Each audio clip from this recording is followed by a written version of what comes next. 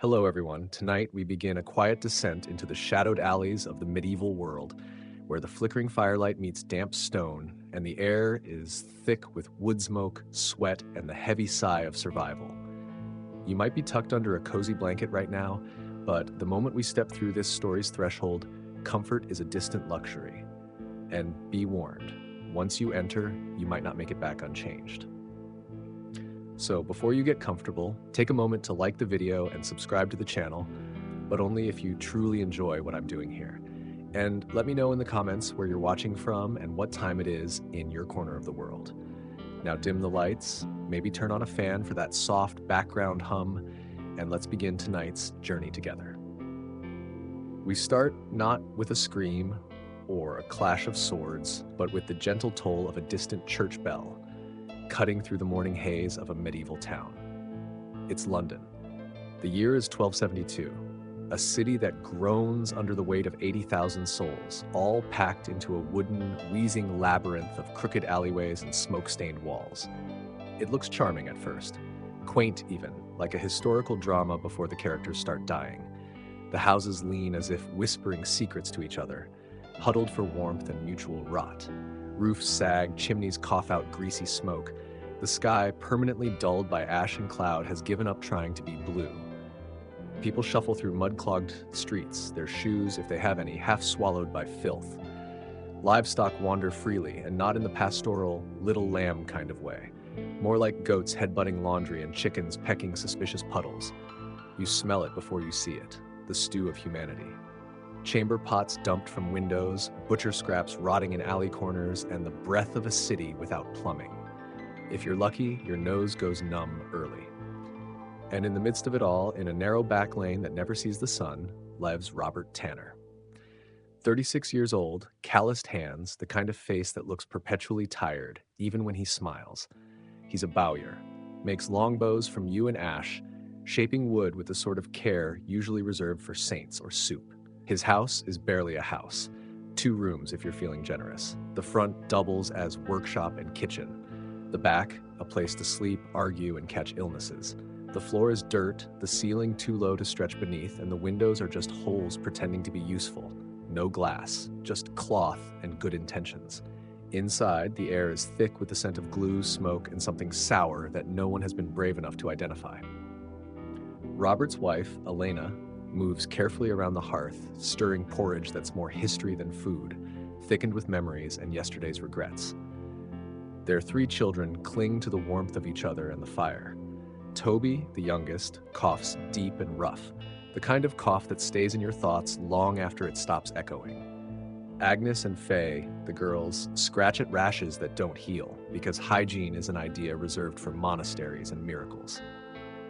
They all sleep in one bed, a lumpy pile of straw and old blankets, taking turns being warm. There's no privacy. There's barely space to think.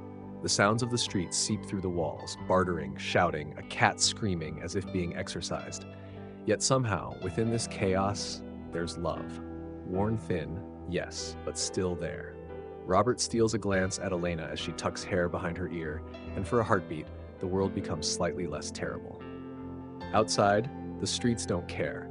They pulse with life and risk. Rats and rumors move swiftly. Fires break out regularly. Wood burns well when it's soaked in oil, anger, and bad decisions. And disease? It's everywhere, not in waves, but in whispers. A scratch here, a fever there. London isn't dying, it's decaying with flair. Robert dreams sometimes of a house on a quieter street, made of stone, not splinters, with shutters that actually shut and a door that doesn't sigh when it opens. But dreams are dangerous here. They make the daily grind seem even heavier. He can't afford to draw attention. The guild is strict, the tax collector's stricter, so he works. He breathes, he survives, and sometimes when the stars are kind, he walks with Elena along the riverbank, where the city almost looks beautiful. That's where we leave him tonight. For now. Not because his story is over, but because this is only the beginning of our journey into a world that's as cruel as it is captivating.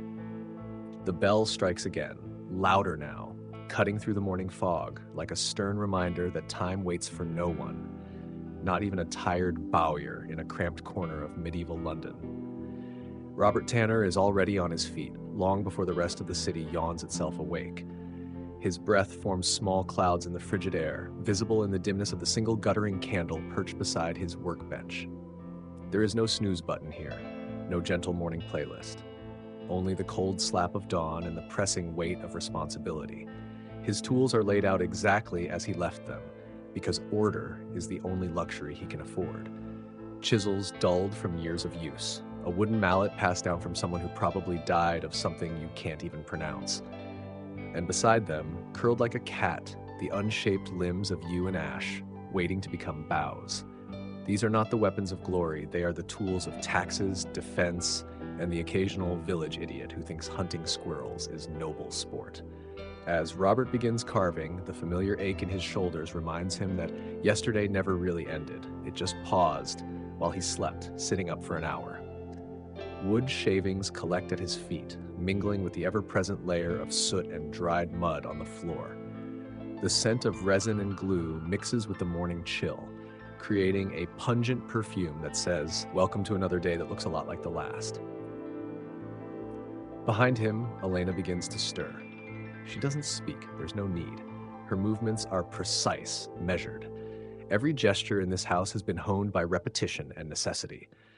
She stokes the hearth back to life, blows gently on a stubborn ember, and places the iron pot back over the coals. Breakfast, if it can be called that, is a return engagement of last night's gruel, thickened with extra air and a whisper of salt, if the gods are generous.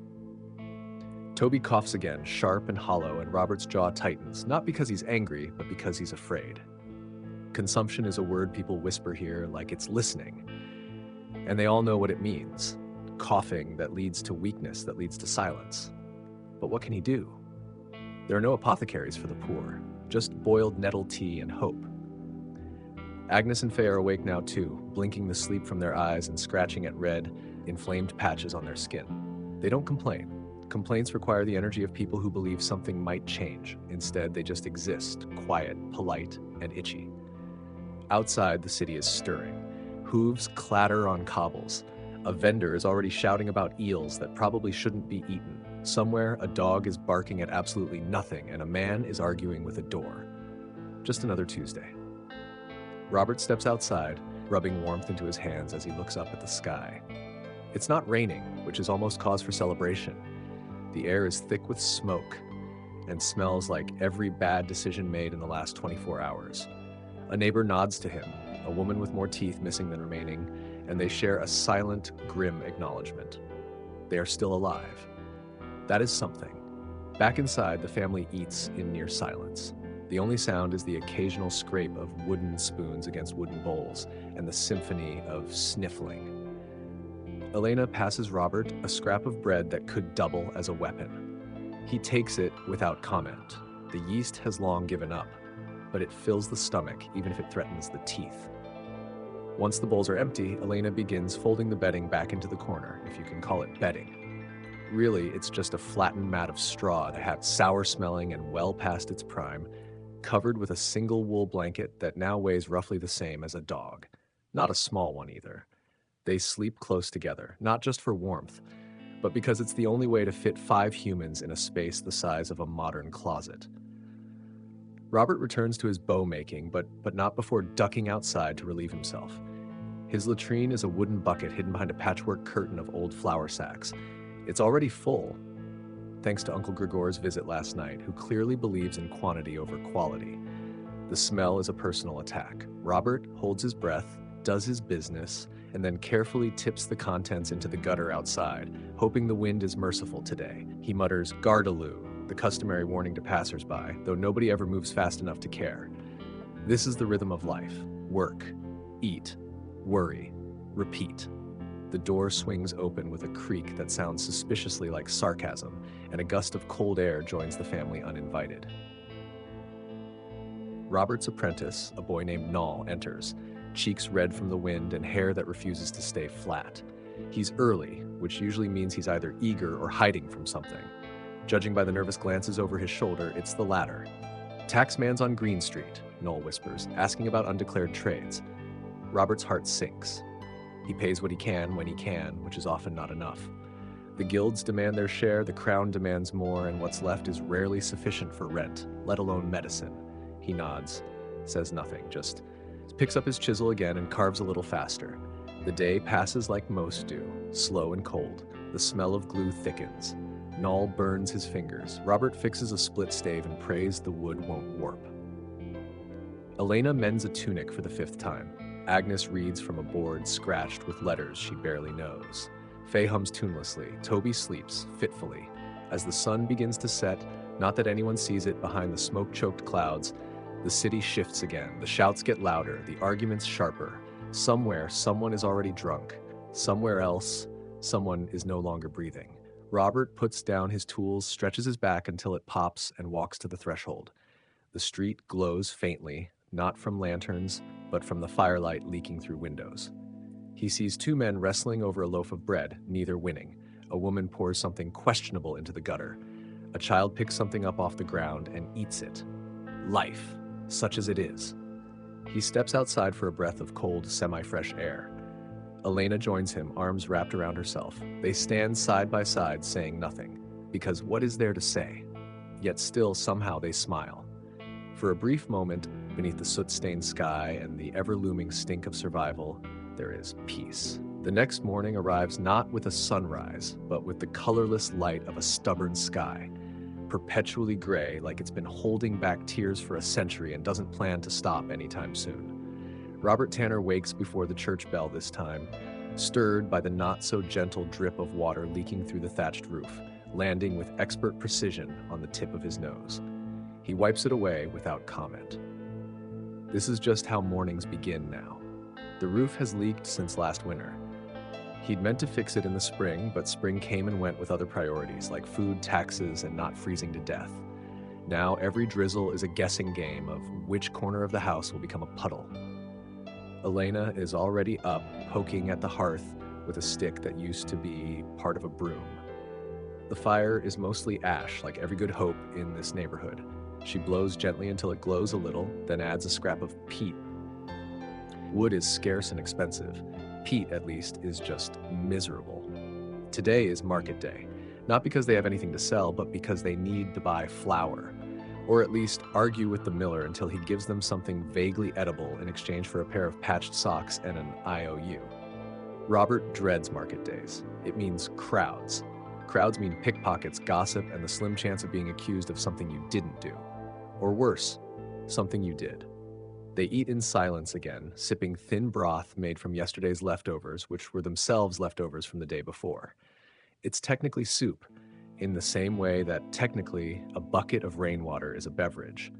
The bread is harder today, drier. Elena saws it into portions with a knife so dull it may as well be a spoon. Toby is too tired to chew. Faye helps him by dipping his piece in broth until it softens into something almost chewable. Robert tightens his belt, there's nothing left to tighten really, and pulls on his cloak.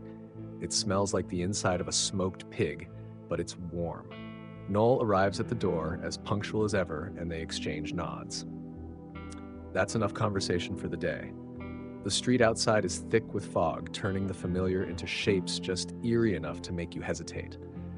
Market stalls line the main road like crooked teeth, sagging under the weight of turnips, questionable fish, and bread that looks like it's already been bitten.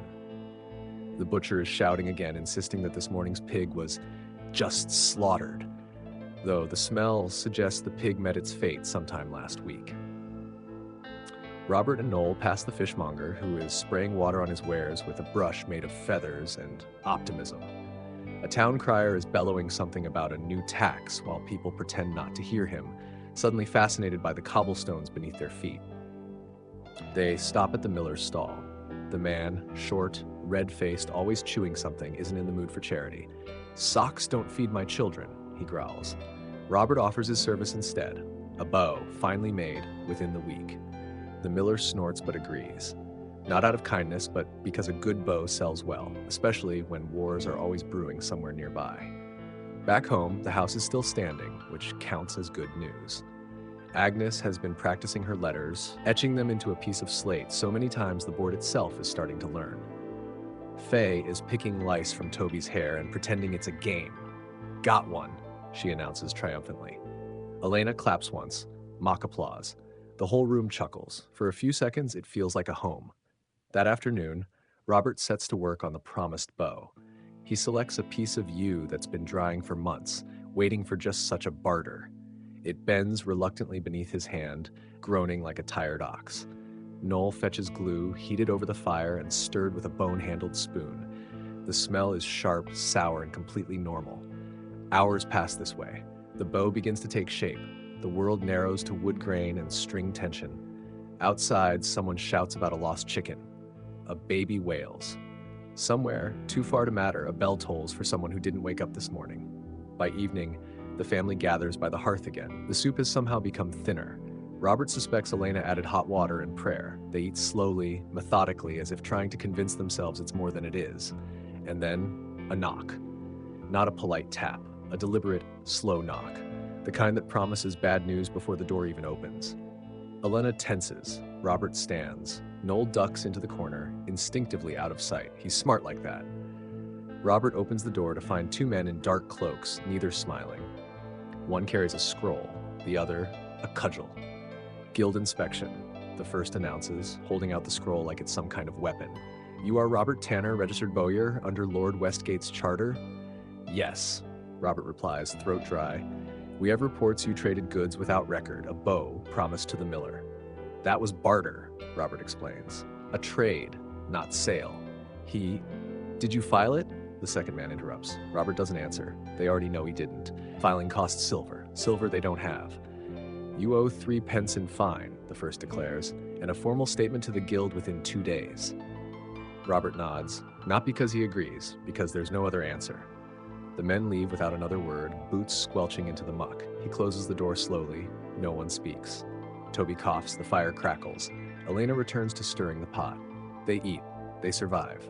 That's enough for today. The night is silent, thick, motionless, as if even the wind has decided it's had enough. But sleep doesn't come easily to the Tanners. The fine from the guild hangs over them like an extra blanket they didn't ask for. Heavy, itchy, and impossible to ignore. Elena lies awake, staring at the low rafters, her hand resting gently on Toby's back as his breath rasps in and out. Robert, beside her, is wide-eyed in the darkness, counting heartbeats instead of sheep.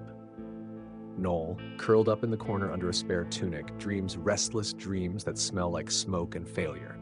Morning does not bring relief, just more gray, more damp, more creaking wood under tired feet. The fire died sometime after midnight, and the hearth is now just a pit of sad, cold ash. Elena pokes it anyway. Habit is stronger than hope. Outside, the city is already alive in its usual miserable way. Someone is yelling about missing laundry. A cat howls like it's composing a symphony of hunger. From the alley, the soft squelch of boots in mud signals the passage of someone on business best not discussed. Robert rises. He doesn't speak. There's no point. His thoughts are knotted too tightly to unravel with words. The fine is due soon. 3 pence. Not much if you're a merchant or a noble or even just a baker with a decent week. But for a bowyer with too many mouths to feed and too few bows to sell, 3 pence might as well be 3 crowns. He returns to his workbench. The nearly finished bow meant for the miller sits in silence as if accusing him. It won't cover the fine. And if he gives it away now, it's a loss without compensation. If he keeps it and sells it properly, the guild might forgive the infraction or fine him again. It's like choosing between drowning or freezing. Elena quietly sets a bowl beside him. Porridge again. Today's version has a few flecks of something green in it, maybe herbs, maybe moss. They eat with the quiet desperation of people who know the food won't last, but the hunger will. Later that morning, Robert walks to the scribe's quarter where the guild clerk keeps records and collects fines. He doesn't want to go, but not going invites worse.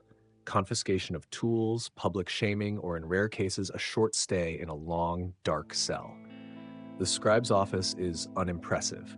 A crooked table, ink stains, and a man who looks perpetually unimpressed by everything, including his own handwriting. Robert places 3 copper coins on the desk, freshly borrowed from a friend who absolutely will need them back next week. The scribe barely glances up. Name? Robert Tanner. The man scribbles without looking. Infraction? Unrecorded barter. A nod. More scribbling. Fine paid. Case noted. Pray it doesn't happen again. Robert doesn't answer. He turns to leave. Wait, the scribe adds. Guild meeting next month. Attendance required for all licensed craftsmen. Robert nods and steps back into the street, the coins gone, the shame lingering. It's strange, he thinks, how bureaucracy can be so efficient when it wants to be, and so utterly absent when people are freezing or starving. Back home, the girls are helping Elena clean out the straw bedding, or more accurately, rearrange the fleas. Toby is curled in the corner with a cloth doll made from old rags and dreams. He hums quietly, a tune with no name, while Noel sharpens a chisel with the same intensity usually reserved for prayer. That afternoon, rain returns. Not a storm, just the slow, insistent drizzle that turns streets into bogs and moods into soup. The house grows darker, the fire struggles, and the roof continues its performance as an indoor fountain. Robert works anyway. There's no choice. He smooths the U-bow, checking its curvature, testing its draw. His hands ache, not from the cold, but from too many years of gripping tools meant for younger fingers. But the bow is beautiful, sleek, balanced, deadly in the way that only finely crafted things can be. It feels like betrayal to trade it for a sack of coarse flour, but hunger is persuasive. At dusk, Elena wraps the bow in cloth and places it near the door. "You should take it," she says. "The girls need bread." Robert nods. It's not an argument, just a fact. He leaves in the rain, the package under his cloak. The miller is still at his stall, still red-faced and chewing something suspicious. The exchange is quick. A bag of flour, half a sack of turnips, and a nod of acknowledgement. No words needed. Everyone understands the economy of desperation. When Robert returns, Elena is already boiling water. The girls cheer quietly at the sight of the flour. Even Noel smiles, though he tries not to. That night's meal is almost celebratory. Stew with substance, bread that doesn't break teeth. Even Toby eats a full bowl without coughing too hard. As they sit together, wrapped in the flickering warmth of firelight and faint optimism, Elena leans against Robert's shoulder. "It's enough," she says. He knows it isn't. Not really. But for this hour, this one small moment, it feels like it could be. And sometimes, that's everything. The morning after their humble feast begins with something dangerously close to peace. The fire hasn't died completely, and the rain has slowed to a drizzle. For once, no one wakes up coughing. Even the roof, though still dripping in its usual 3 places, seems to do so with less enthusiasm. There's a fragile stillness hanging in the air, a sense that for the first time in many days, survival might not be a sprint. Robert Tanner takes a moment before rising. Just a moment. He lies still on the straw mat beside Elena, listening to the soft breaths of his children, the subtle creak of the rafters, and the gentle crackle of dying embers. No shouts in the street yet, no bells, no guildmen hammering at the door. It almost feels like quiet. But peace in medieval London is a nervous guest. It never stays long. The sound comes like a distant thunder, except it's not weather, it's hooves. Many hooves. And not the easy clop of a merchant's mule or the erratic skip of a delivery cart. These are disciplined, synchronized, deliberate. Soldiers. Robert is on his feet in seconds, heart thudding as he lifts the cloth curtain and peers into the gray light outside. Through the mist, down the narrow lane, he sees them, mounted men in the colors of the local lord, moving with the kind of authority that rarely ends in pleasant conversation. Neighbors step back into their doorways. Children vanish. Even the chickens somehow seem to sense the tension. Noel, who just entered with an armful of kindling, nearly drops it. "Do we hide?" he whispers. "No," replies. "We wait." Within minutes, the hooves have passed. They're not here for him, not today. But the message is clear. The Lord is watching. His reach extends even into the soot-covered cracks of these forgotten alleys. It's a reminder that life in the city is never really yours.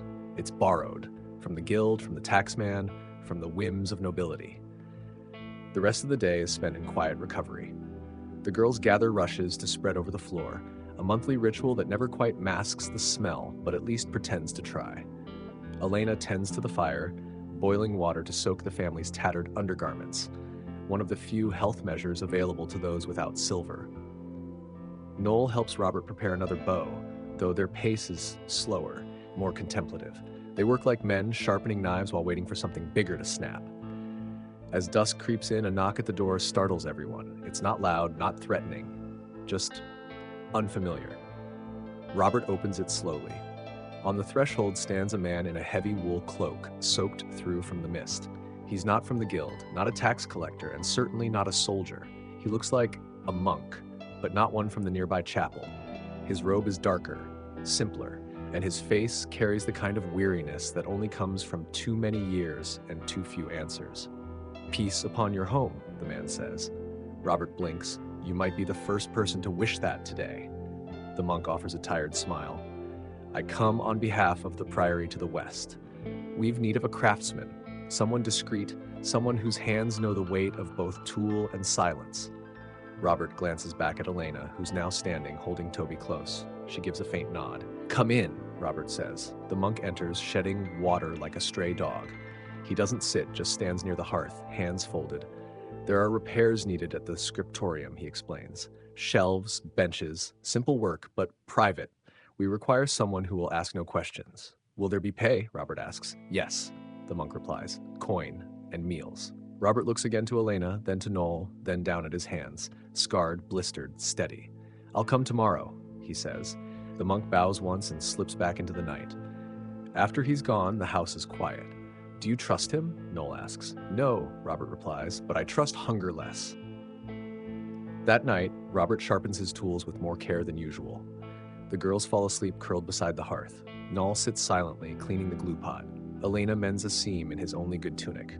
They don't speak of the priory, of monks or secrets or strange work offered in the mist. They speak of nothing at all. But their silence is loud with understanding. The next morning, Robert sets off at dawn. The road west is muddy and quiet, the kind of quiet that gets into your bones. The priory appears like a shadow on the horizon, a huddle of stone buildings clinging to the edge of a wooded hill. It's old, older than the city itself, by the look of it. The walls are weather-beaten, the roof sagging, but something about it feels stubborn. He's met at the gate by another monk, younger, eyes sharp. "This way," the monk says, not unkindly. They lead him past a garden of frost-bitten herbs through an arched corridor that smells of old parchment and smoke. Inside, the scriptorium is dark and vast, a hall lined with desks, candles, and tired men bent over fragile pages. "You will not disturb the brothers," the monk says. "Work quietly. Speak only when spoken to. And when you leave, you speak to no one of what you've seen." Robert nods. This part he understands. The work begins, repairing benches, bracing shelves, replacing rotted floorboards. It's honest labor, quiet, monotonous. But within the silence, he senses something else. A tension, a weight to the air. These monks are not merely copying scripture, they are hiding something. He catches glimpses, parchments covered in strange symbols, not Latin, scrolls bound in black twine. One old monk mutters to himself in a tongue Robert doesn't know. Another flinches when Robert walks too close. Still, he says nothing. He fixes what's broken. He eats in silence. He sleeps in a cold cell and wakes with the dawn. 3 days pass this way, and on the 4th, he finds something. Beneath a broken floorboard, a box, heavy, locked. The monk supervising him turns suddenly pale. "You didn't see that," he says. Robert meets his gaze, says nothing, and replaces the board. The monk nods once, then leaves the room. Robert's heart thuds in his chest. He knows two things. The priory pays well, and he should never, ever come back. The path back from the priory is colder than it was a week ago, not because of the weather, though the wind bites with new teeth, but because Robert Tanner walks with a weight in his chest heavier than any coin purse. The brothers had paid him in silence, in food, and in silver. But they had also given him something far less convenient, curiosity. And in his world, curiosity was a dangerous indulgence. He carries no evidence, nothing to suggest what he saw or what he wasn't supposed to. The box, the strange texts, the monk's pale face. It all lingers in his mind like a stain that won't wash out. But he says nothing. To speak of it would be to invite questions, and questions will get men dragged into alleys by people with no names and very sharp knives. By the time Robert returns to his street, the sun has sunk behind the soot-stained rooftops of London. A faint light spills from his cottage window. Inside, laughter, a rare and welcome sound. Agnes is attempting to teach Faye how to dance, though the result looks more like a dispute between two angry geese. Toby claps along, wheezing with joy. Even Noel, who rarely indulges in anything but skepticism, grins from the corner. Elena meets Robert's eyes. She says nothing, just takes his cloak and guides him to the fire. There's stew, real stew, with texture. He eats it with reverence, not asking what miracle made it possible. Only after the bowls are empty and the children are tucked beneath their shared wool blanket does he reach into his satchel and pull out the silver.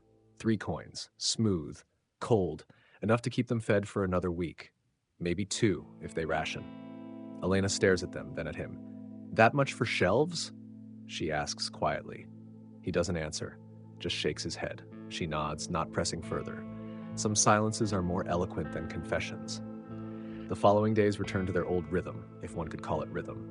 The house is still damp, the roof still leaks, Toby's cough returns with the night air.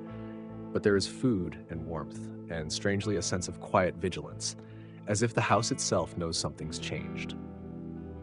Noel notices it first. He asks Robert as they plane a length of ash together, "Are we being watched?" Robert pauses. "Not yet," he replies, and that's the truth. He feels it. That moment before something begins, the breath held between thoughts, the stillness before a storm. On the 4th day it arrives, not the storm, but the invitation. A messenger, young, clean-shaven, wearing the livery of a minor noble, one of Lord Westgate's lesser cousins, perhaps.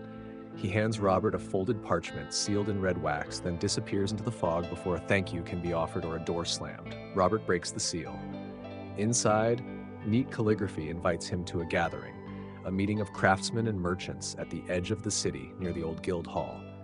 An opportunity, it says, for those with skilled hands and discreet minds. He folds the letter slowly. No name, no signature, just the wax and that odd phrase, discreet minds. Elena watches him read. "Will you go?" He doesn't answer right away. "If I don't," he says, "they might come here." The meeting is held in a barn on the far edge of town. By day, like it stores grain. By night, apparently, secrets. Robert arrives early, just after dusk. Inside, men gather in small circles, speaking in low voices. Not just craftsmen, not just merchants. A few wear robes, others cloaks that hide more than the weather. There are no names, only glances, nods, and the soft shuffle of feet on straw. At the far end of the barn, a man stands by a table. His face is partially obscured by shadow, but his presence commands attention. He raises a hand, and the murmurs still. "We are builders," he says, "not just of wood or stone or metal, but of order, of protection." He speaks of danger, of things buried beneath cities, hidden in monasteries, whispered in texts older than the churches themselves. He never says the word, but Robert knows it anyway. Secrets, the kind that don't just change lives, they end them. And then the man points to Robert. "You've seen the priory," he says, "not a question, a fact." Robert doesn't deny it. "We need your silence," the man continues, "and your hands. There's more work, dangerous perhaps, but valuable for your family, for the city." He's offered another pouch of silver, more than before. Robert doesn't take it, not yet. He returns home in silence again. Elena is waiting. The children sleep, tangled in each other like kittens. "You went," she says. He nods. "They want more?" He nods again. Elena's voice is soft, steady. "If it keeps them alive, Robert, then do it." He doesn't reply. He just sits by the fire, staring into the flames as if they might spell out a future. He doesn't know what he's agreed to, but he knows he's already inside something. And there's no easy way back out. The next few days pass like the quiet before an avalanche. Nothing moves on the surface, but you can feel the weight shifting beneath your feet. Robert Tanner goes about his days with practiced precision. He repairs a cart axle for the cooper's cousin. He carves a set of wooden toys for a neighbor whose child hasn't smiled since the plague took his sister. He even manages to trade for a jar of salted fish, an object so luxurious it might as well glow.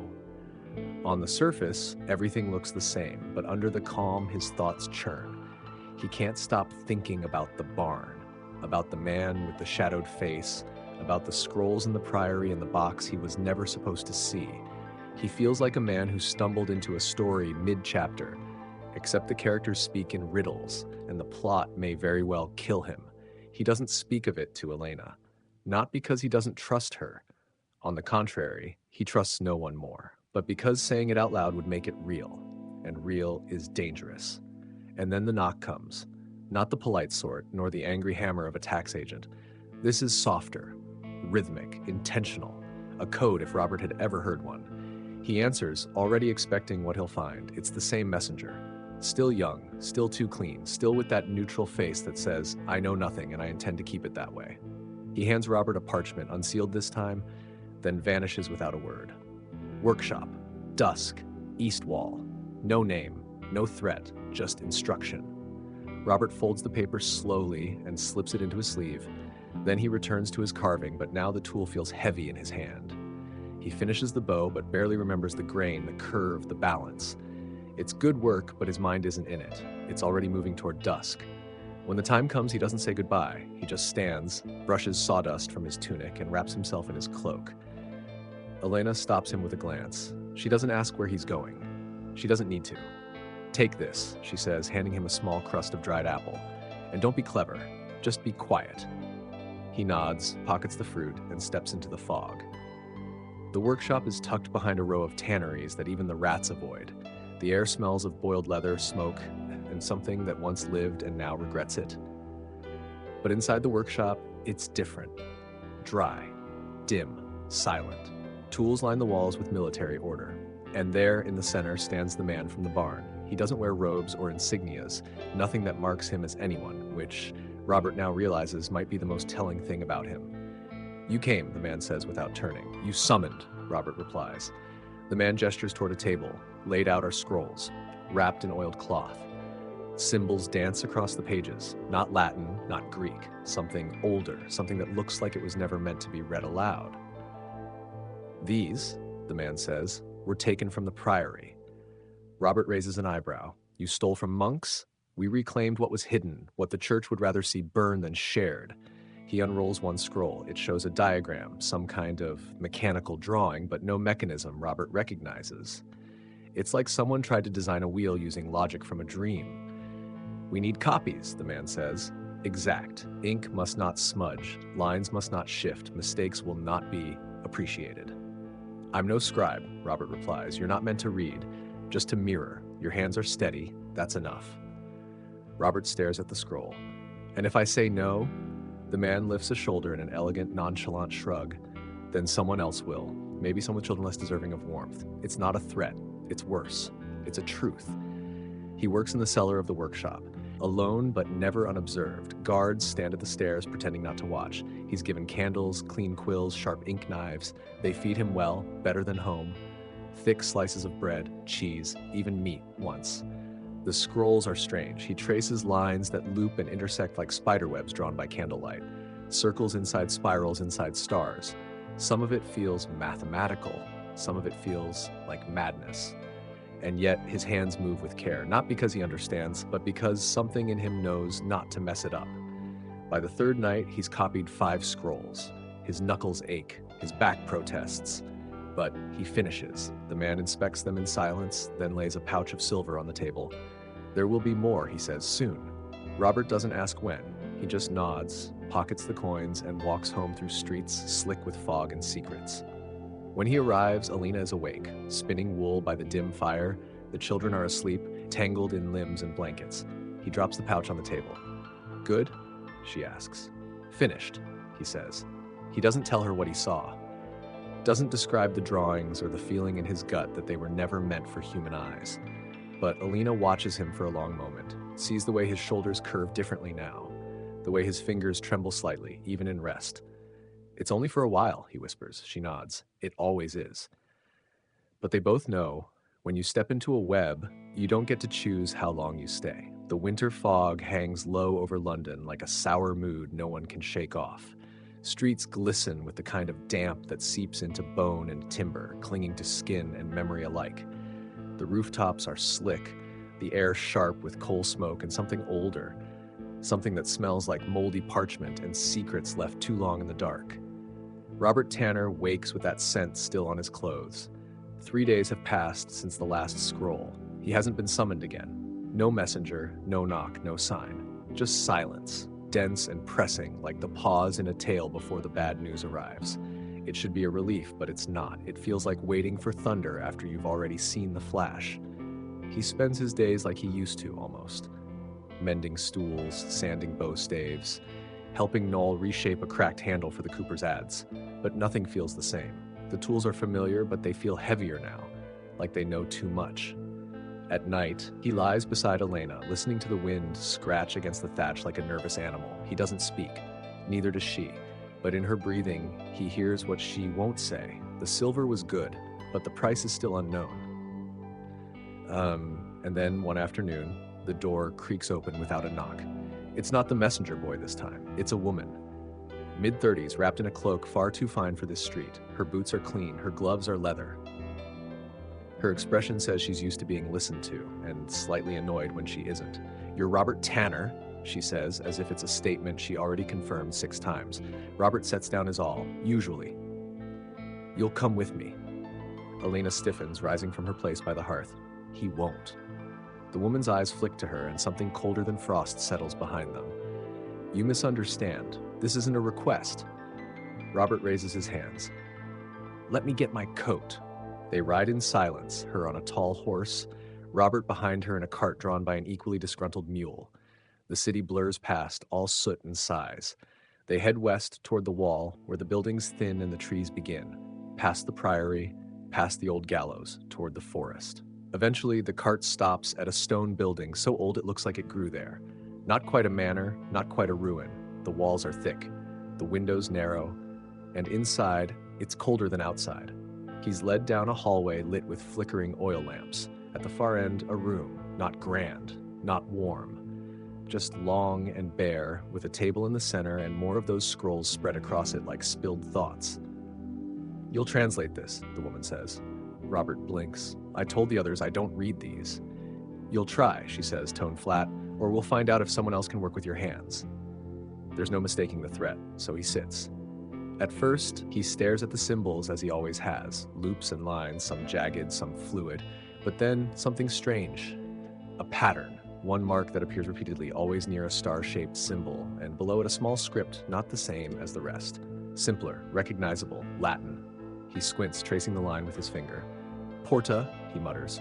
"Gate," the woman watches him, expression unreadable. Robert continues. "Something, bound, locked, I don't know the rest." "That's enough for now," she says, snatching the scroll back like a child guarding a toy. A door opens behind him. Another man enters. He's tall, with the look of someone who'd rather be holding a sword than a conversation. He nods at the woman. "He'll do," she says. And that's how Robert learns his real work hasn't begun yet. They take him downstairs, beneath the house, past stone steps damp with centuries, into a room with no windows and too many locks. Inside is a box. Not just any box. The box. The one from the priory. Heavy. Carved. Sealed with a symbol he now knows means gate. "We need it open," the tall man says. "You saw it before. You touched it. We think it. Reacted." Robert doesn't know whether to laugh or run. "I'm a bowyer," he says. "Not a priest, not a scholar. I make things that bend and don't break." The woman steps forward, slow and deliberate. "And that's exactly why you're here, because you don't ask for permission. You just make things work." She hands him a tool, a slender metal rod, strange in shape, oddly warm to the touch. "You'll use this," she says, "and you'll do it carefully, or you'll die before you find out what was inside." They leave him alone with the box.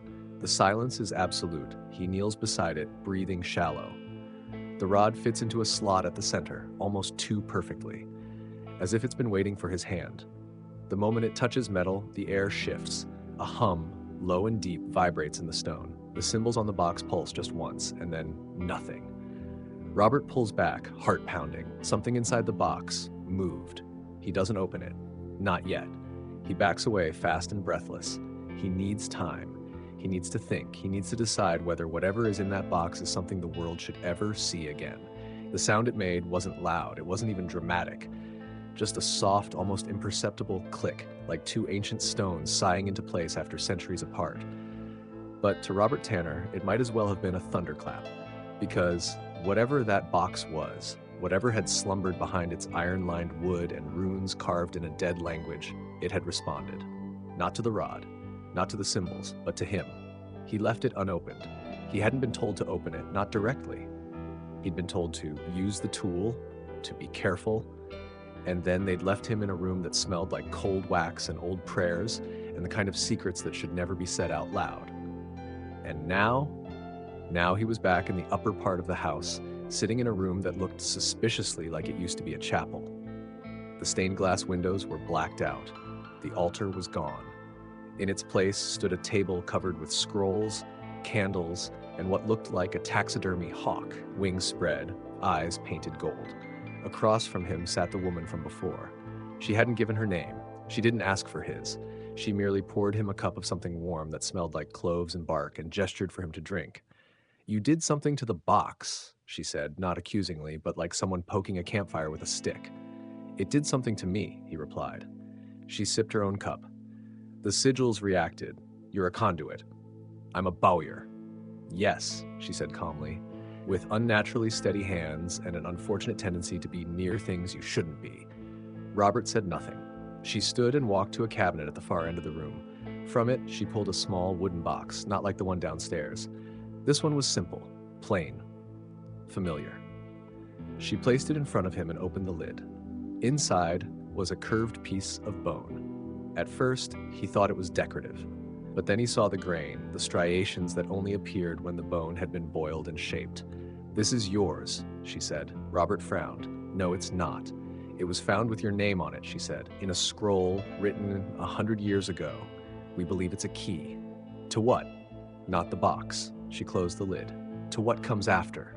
He felt something shift in his stomach, an invisible gear clicking into place behind his ribs. "I want to go home," he said. "You will," she nodded. "But first, we need your help." "You already had it," he said flatly. "The scrolls, the box, that's all you get." The woman gave him a tired smile. "You don't understand. This is not a matter of loyalty or payment. You are part of this now. You are a thread, and if you pull away, the whole tapestry frays." "Then let it fray." She didn't respond. She just placed a coin on the table. Not silver, not gold, stone, etched with the same mark from the box. "Keep that," she said, "if you change your mind or if the dreams begin." Then she left him alone. He made it home just after midnight. Elena didn't ask questions. She simply placed a cup of broth in his hands and guided him to the bed. He slept like a man who had run from a burning building, body exhausted but mind on fire. And yes, the dreams began. Not nightmares. Not exactly. Just images.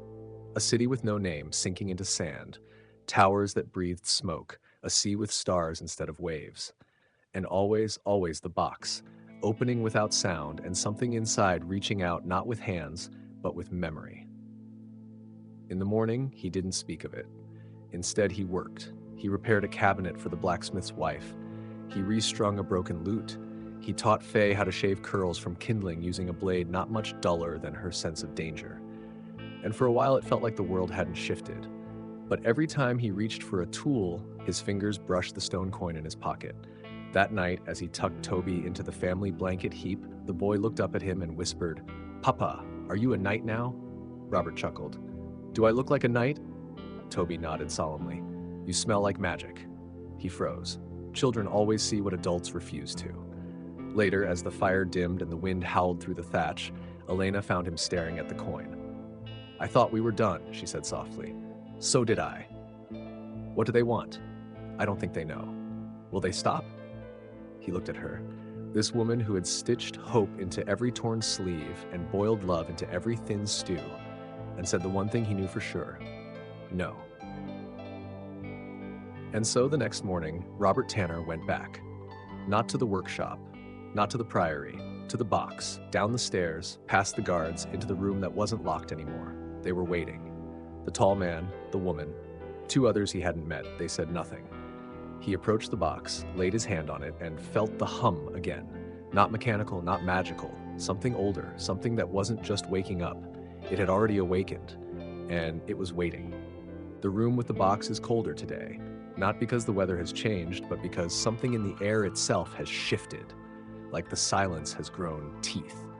Robert Tanner stands before it, his hand resting on the surface that now feels faintly warm, as if some small flame inside had been lit just for him.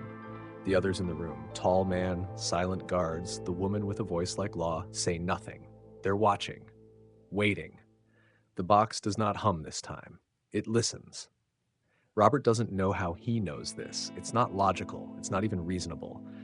But something in his bones tells him the truth. The box is aware, not in the way a beast is aware of noise or a man is aware of pain, but in the way a storm is aware of the sea. He steps back. "You don't want it open," he says aloud, to no one and everyone. "You think you do. You think it'll answer something, but it won't. It'll just change things." The tall man approaches, voice low, clipped. "It was never about what we want. It's about inevitability. You are part of that. Robert glares at him. I'm not a prophecy. The man doesn't blink. No, you're a key. The woman steps forward now. Her tone is not commanding. It's almost gentle. You don't have to open it. Not today, but it will open because it was made to, and because the world is already shifting in its shadow. She hands him a cloth-wrapped bundle. Go home, be with your family. We will call when the time comes. He takes the bundle without looking inside. For once, he doesn't argue. He doesn't ask what's next. He leaves. Outside, London has not changed. Children still chase dogs down alleys. Merchants still curse at carts stuck in mud. The butcher still tries to sell meat 2 days past forgiveness. But Robert walks through it all with the stillness of someone carrying thunder. At home, the air smells like stewed carrots and damp socks, a comfort in its own way. The girls are playing some complicated pretend game involving a broom, 2 buttons, and a stick of chalk. Toby is asleep in the sunniest spot, mouth open, cheeks red from chasing pigeons earlier. Elena is sewing. She looks up as Robert enters, eyes narrowing at the bundle in his arms. Is that trouble or food? He hands it to her. Inside, coins, more than ever before. And wrapped around them, a note in that same sharp handwriting. This is not payment, it is provision. Be ready. Elena stares at it. They're not going away. No, Robert says, and neither are we. That night, he dreams again. But this time, the dream begins before he closes his eyes. He sees the box, of course, always the box, but now it's open, inside. Not light, not darkness, something deeper. A place, a chamber carved from stone that doesn't exist in this world. Symbols pulse on the walls like veins. A figure stands at the center, hooded, waiting. And then a voice, not loud, but everywhere. The gate is not a door, it is a wound. Robert wakes with sweat on his brow and the taste of ash in his mouth. He does not sleep again. The following days blur. He tries to return to normalcy. He helps the blacksmith repair his bellows. He fixes a broken loom for the weaver's widow. He even builds a new cradle for a neighbor's upcoming child. His hands work, but his mind is elsewhere, looping like the strange symbols he once copied, spiraling towards something unnamed. One evening, he walks to the river. He stands on the muddy bank, watching barges drift by. The water is thick and slow, like the city's own heartbeat. Noel finds him there. Are we in danger? The boy asks, too old for his voice and too young for his eyes. Yes, Robert says, but we've been in danger since the day we were born. This just has different teeth. Noel nods. Will it come here? Whatever's in the box? I think it already has. They say nothing more. There's comfort in standing near someone who also doesn't know what comes next. That night, as Robert sharpens a blade by firelight, a whisper drifts into his ear, not from outside, but from inside his mind. It's not a word. It's not even a language. It's a pull, a suggestion. And without knowing why, he walks outside. The streets are empty, not in the way they usually are at night, but truly empty, like the city is holding its breath. He walks past the bakery, past the chapel, past the market square. Every step feels chosen, but not by him. He stops at a cellar door behind the old tannery. He doesn't remember deciding to go there, but it's unlocked. He enters, and inside, lit only by a single flickering candle, is the box. Not a copy. The box. No guards, no watchers, no scribes, just him. He approaches it, heart thudding like a war drum. His fingers hover over the edge. A hum rises again. This time, it says one thing: choose. And Robert, hands shaking and breath thin, closes his eyes and reaches forward. There's a moment, just one, when Robert Tanner's fingers brush the edge of the box, and time forgets how to move. No sound, no breath. The candle's flame freezes mid-flicker, as if it too is afraid to witness what comes next. Then the box begins to open. It doesn't creak or groan, it doesn't resist. It parts like a memory you'd forgotten you had, quiet, inevitable, and impossibly heavy with meaning. The lid lifts, and the interior reveals itself not with light, but with gravity. Not physical, but emotional. Something in the pit of Robert's chest pulls forward as if his own self has been called home. Inside the box is nothing. No glowing orb, no ancient relic, no scroll or sigil or whispering cursed object, just a smooth, dark interior. Velvet, maybe, or stone polish so finely it reflects no light. Robert stares, then blinks, and realizes it's not empty. It's deep, deeper than it should be. Deeper than any box has the right to be. The darkness inside moves, not like liquid, but like thought. It bends perception. His fingers twitch, his breath shortens, and then it speaks. Not in words, not really, but in presence. A pressure behind the eyes, a sound that happens inside his hearing. You have opened what cannot be opened. He stumbles back. The room spins. He braces against the stone wall, heart hammering. I didn't mean to, he whispers, though there's no one to hear. Intent is irrelevant. The path began before you, it ends beneath you. The voice isn't cruel, it's not even angry. It's inevitable. Like winter, the box pulses once, the hum grows, and then from its center something rises. A shape, not quite physical, not quite shadow. It unfolds like smoke reversing itself, forming a thin curved structure, like a horn, like a rib. Robert recognizes it instantly, the piece of bone they showed him, the key. It's not a key, it's a piece. And now, the box has grown another. Far away in the manor with the blacked out windows, the woman sits bolt upright. She doesn't speak. The tall man enters the room moments later. It's begun, she says. I know. Was it him? It had to be. She closes the book she'd been reading, one of the old ones, the kind that requires gloves and a small prayer before opening. We need the others, she says. Now. Robert stumbles home sometime before dawn. He doesn't remember leaving the cellar. He doesn't remember walking the streets or passing the silent gates. His hands are numb, his eyes dry. He feels like he's been hollowed out and refilled with whispers. Elena meets him at the door. She doesn't ask, she just pulls him inside and puts a warm cloth on the back of his neck. Then she kneels before him, searching his face. Is it done? She asks. Robert shakes his head, slow. No, it's just started. That day, he doesn't leave the house. He doesn't touch his tools. He doesn't speak. He sits near the fire, watching the flames like they might explain something. Faye brings him tea. Toby tries to show him a drawing. Noel offers to finish the glue mix. But Robert just stares. That night, he dreams again. Except now, it's no longer a dream. He's inside the space, the box space, the not place. He walks along a corridor that curves downward. The walls breathe. Not metaphorically, actually. They expand and contract like lungs made of basalt and bone. Symbols hover in the air, shifting as he moves. One looks like an eye, one looks like a tree made of veins, and then he hears footsteps. Not his, not human. He doesn't run. He wakes. In the morning, the messenger returns, but it's not the boy. It's a man. Older. Gray in his beard, eyes like someone who's forgotten how to sleep. You're needed, he says. There's been a change. Robert wants to refuse, to stay, to forget, but he knows better. This time, the meeting place is neither priory nor workshop. It's underground. He's led through a tunnel beneath the city, one of the old Roman paths now used only by rats, floods, and, apparently, people who deal in boxes that shouldn't exist. In the central chamber, 6 people wait. All different, one dressed like a noble, one like a baker, one like a retired soldier. But all of them carry that same weight in their eyes, that I've seen too much stare that Robert now shares. The woman is there too. She nods as he enters. We call it the Hollow. Robert says nothing. She continues, it's older than the city, older than the land, some say. The box is just a sliver of it, a whisper of its shape. Why me? He asks, voice low. The woman's because you opened it. That doesn't explain anything. No, she agrees. But it's the only explanation you'll get until you're ready. Another man steps forward, thin, pale, hands stained with ink. There are more pieces, he says, more fragments, each one buried, hidden, scattered. You've awakened the first, now others will wake too. Robert swallows. And that's bad? Only if they wake alone. Later, as he's led back into the cold city air, Robert asks the question that's been waiting all day. What happens if we don't find the others? The messenger doesn't stop walking. He just says, then the hollow opens.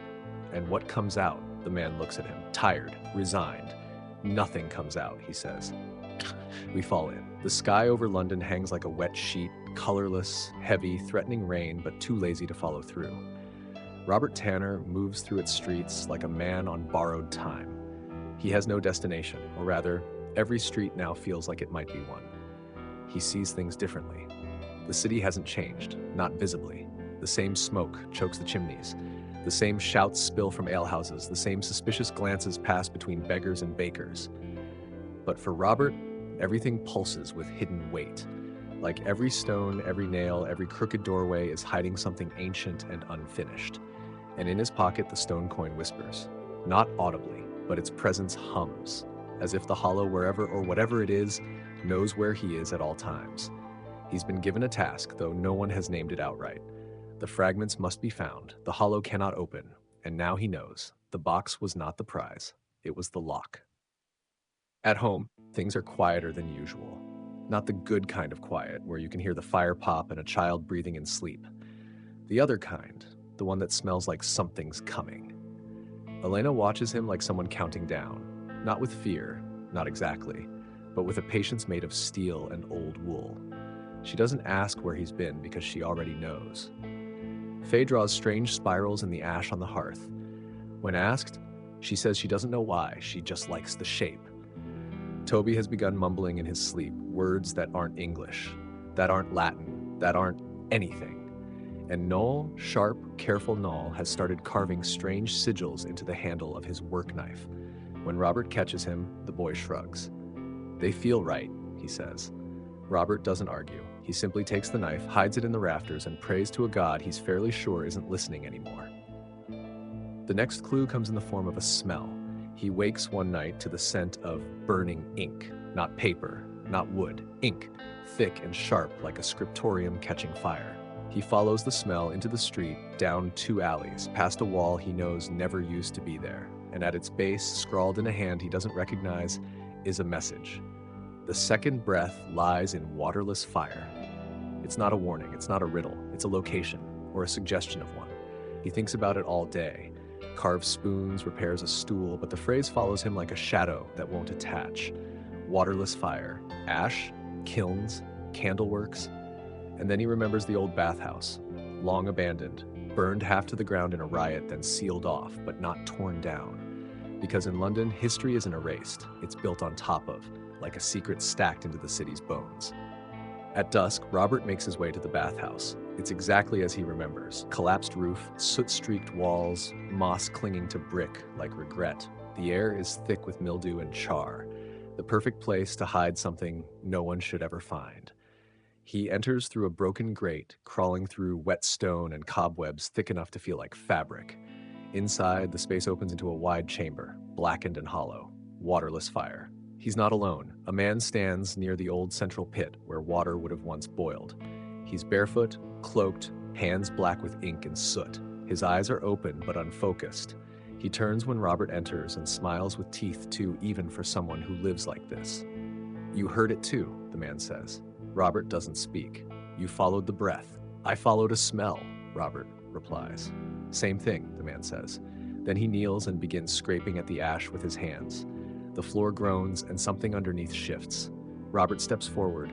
Together, they clear the debris. Below the ash, embedded in the stone, is a shape, a spiral, familiar. Robert lays a hand on it. It glows, not with heat, not with light, with memory. He sees a tower, a ship made of bone, a creature with no face but many eyes, and then nothing. When he blinks, the spiral is gone. The man is gone. The bathhouse is empty again, and in his palm, clutched without knowing, is a shard. Bone, smooth, curved like the one from the box, another piece. He stumbles home past midnight. This time, Elena doesn't meet him. She waits by the fire, arms folded, and when he walks in, she doesn't speak. She just stares. Robert places the shard on the table. "I found another." Elena closes her eyes. "How many are there?" "I don't know." She nods once, not out of agreement, out of understanding that knowing wouldn't help. That night, they don't sleep. They sit by the fire and wait.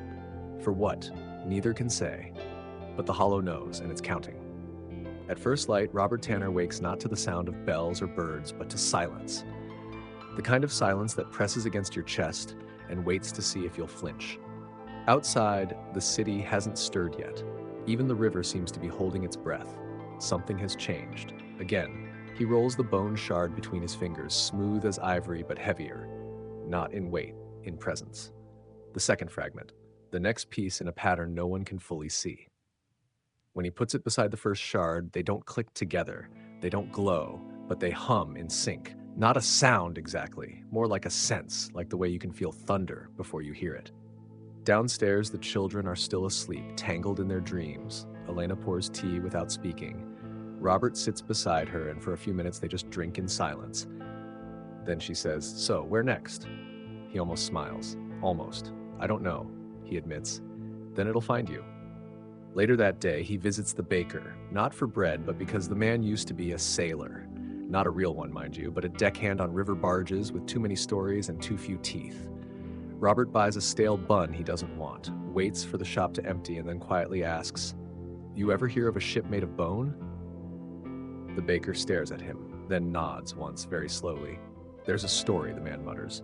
"Old, from the wharves, about a barge that shows up in the fog. No sails, no crew, just bones, rows of them. Some say it carries the dead, some say it's looking for someone. Has anyone seen it?" "Not recently," the baker says, "but there's one who might know." He scribbles a name and a direction onto a crusty scrap of wrapping paper. "Be careful," he says, voice low. "Fog remembers." The note leads Robert to the edge of the river, where the docks give way to marsh and the city fades into damp reeds and reluctant gulls. There, in a hut leaning like it's tired of standing, lives a woman called Brissa. She greets him with a rusted knife and a squint. "You're late," she says. Robert blinks. "I didn't know I was coming." "Doesn't change the tide," she shrugs and lets him in. Her hut smells like salt, smoke, and a dozen herbs too old to name. She gestures to a stool with a crow feather stuck through one leg. "You've seen it then?" she asks. "The hollow?" He doesn't answer. She smiles anyway. "It's always the same. First the dreams, then the box, then the bones. Now you're looking for the ship. I don't even know if it's real." "Oh, it's real," Brissa says, spooning something thick and green into a bowl. "But you don't find it, you wait." "For how long?" "Depends. On what? On whether it wants to be found." Robert sighs. "You're very helpful." Brissa smirks. "Drink that," she says, handing him the bowl. "It'll help you see through the fog." He sniffs it. "It smells like regret." "Good. That's the main ingredient." He drinks and dreams. In the dream, he's standing at the edge of the river. Not London's river, but something older, wider, darker. The sky is ash. The water is ink. And across the black current, something moves. The ship. It glides without sound. Its hull is bone, fused, interlocked, shaped by hands that never knew mercy. It has no sails, but wind bends around it anyway. The prow is carved with a single symbol, the spiral, and standing at the bow, hooded, tall, motionless, is a figure. It raises one hand, not in greeting, in recognition. Robert opens his mouth to speak, and wakes up choking on river mist.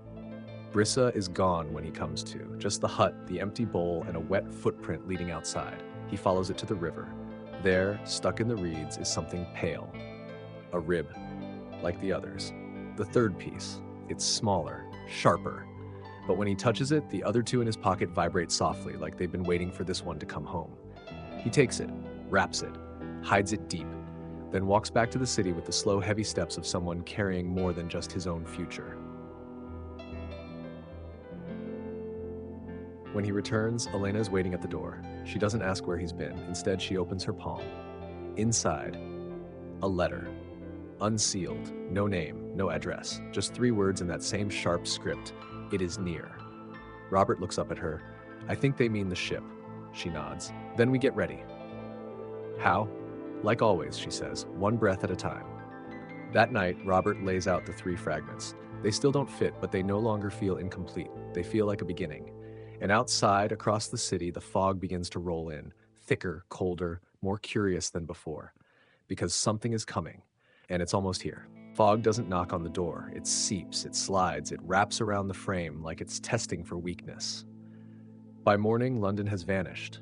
Not literally, of course. The streets are still there, the bells still toll, the bread still burns in the ovens, but everything is muffled. The world has been dipped in gray. Robert Tanner steps outside, and it's like walking into a half-remembered dream. Buildings blur at the edges. Faces float by without features. Sounds arrive a second too late. Even the crows are quiet. Elena stands at the window, arms folded. "The ship?" she asks. Robert nods. "It's close." They say nothing more. What can you say when a ghost ship made of bone is drifting into your life? Down at the wharf, the usual chaos has been replaced by stillness. Crates sit unopened. Sailors mumble and refuse to board. Fishermen sharpen hooks they don't plan to use. Everyone feels it, even if they don't know what it is. Robert moves along the edge, toward the oldest pier, one that was roped off years ago after a section collapsed. But today, the ropes are gone, and someone has cleared the path. At the end, Brissa waits. She's standing on the very last plank, her boots slick with river dew. Behind her, the fog rolls like a living thing, pulsing in and out with the tide. "You brought them?" she asks. Robert opens his coat. 3 bone fragments, wrapped in cloth and strung on leather, hang against his chest like a necklace of mistakes. "They're here." "Good," she says. "You'll need them to board."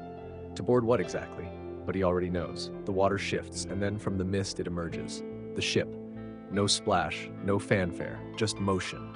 Smooth, impossibly silent. The prow cuts the water like a thought through sleep. Its hull gleams pale and wrong in the fog. Bone, yes, but not human. Not animal either. Something other. The spiral is carved at the front. Not just once, dozens of times, layered, tangled. It hurts to look at it too long. No crew, no sails, just a single ramp descending from the side, touching the pier like an invitation. Brissa gestures. "You go alone." "Of course I do." She hands him a pouch. Inside dried herbs, a candle, a stone with a hole through the center. "Charms," she says. "Might help, probably won't." Robert doesn't ask for details. He walks. The ramp is narrow. The fog thickens with every step. At the top, he turns back, but Brissa is already gone. The dock, the city, all of it swallowed. He's alone. The deck of the ship doesn't creak. It doesn't sway. It feels solid, rooted, like a cathedral, not a vessel. Symbols are carved into every surface. The air smells like rain on stone and something older, more metallic. Not blood, not iron, memory. At the center of the deck stands a pedestal. On it, a bowl. Empty. Robert approaches, places the 3 fragments inside. Nothing happens. He waits, still nothing. And then, from the far end of the ship, a shape approaches. It walks like a man. But it isn't. Its face is wrapped in cloth. Its arms are to its fingers bend in ways fingers shouldn't. But its eyes, those are human. Too human. Filled with recognition and regret. "Do you remember?" the figure asks. "I don't think I was meant to." The figure nods. "Then you're lucky." It reaches into the bowl, touches the fragments, and they fuse. Not with heat, not with light, with sound. A tone low and pure rings out from the bowl. It spreads through the ship, through the air, through Robert's teeth. Then silence. The figure steps back. "The 4th is waiting," it says. "Where?" The figure points toward the sky. "No," Robert says. "That's not possible." The figure tilts its head. "Was any of this?" Then it vanishes. Not walks away. Vanishes. The ship begins to move again. No oars, no rudder, just motion. Forward. Faster. The mist clears just enough for Robert to see they're no longer on the river. They're at sea. And far ahead, rising from the horizon like a broken tooth, is an island. So, hours pass, or maybe minutes. Time doesn't work here. When the ship docks, it does so in total silence. Robert descends alone. The island is barren. Stone and ash, carvings cover the cliffs, spirals again, but older, deeper. They feel like scars. He walks inland, no path, no guide, but his feet know where to go. At the center of the island, a pit. Not natural, dug, deep and precise. Inside, a single object rests on a stone dais. The 4th shard. This one is different. It glows. Not bright, just enough to be seen, like a coal under snow. Robert reaches for it, and the ground moves. Not an earthquake, a breath. The island inhales, and something begins to wake. The island doesn't shake. It stirs, subtle, slow, like a creature shifting in its sleep, muscles twitching beneath layers of stone and time. Robert Tanner stands at the edge of the pit, the 4th shard in his hand, and for a long moment he cannot move, because the island is no longer just land. It is alive. The shard pulses once, a glow under skin, soft and steady, warm but not comforting. It's like holding a heartbeat, not his own, not human. Below, the stone dais that cradled the shard begins to sink.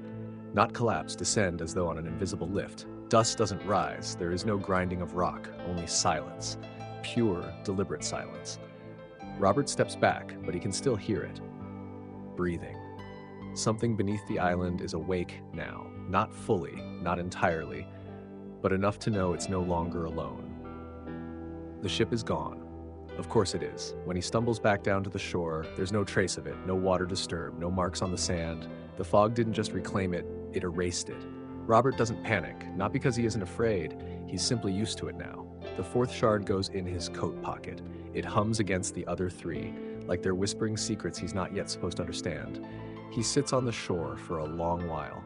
No sun, no wind, just the sea, breathing with the island. And then footsteps. Not heavy, not cautious, confident, almost casual. Robert stands slowly. The woman from the manor approaches over the black sand. Her cloak is damp with salt spray, but her boots are clean, her face unreadable as ever. "You shouldn't be here," Robert says. She tilts her head. "Neither should you." "How did you find me?" "We didn't," she says. "It did." She gestures behind her. More figures approach now. The tall man. Two others Robert doesn't recognize, all of them marked the same way, cloaks dark, eyes darker. "We felt the shift," she explains. "And when the island breathed, it called." "Called who?" "Us," she says, "and others." Robert looks past her.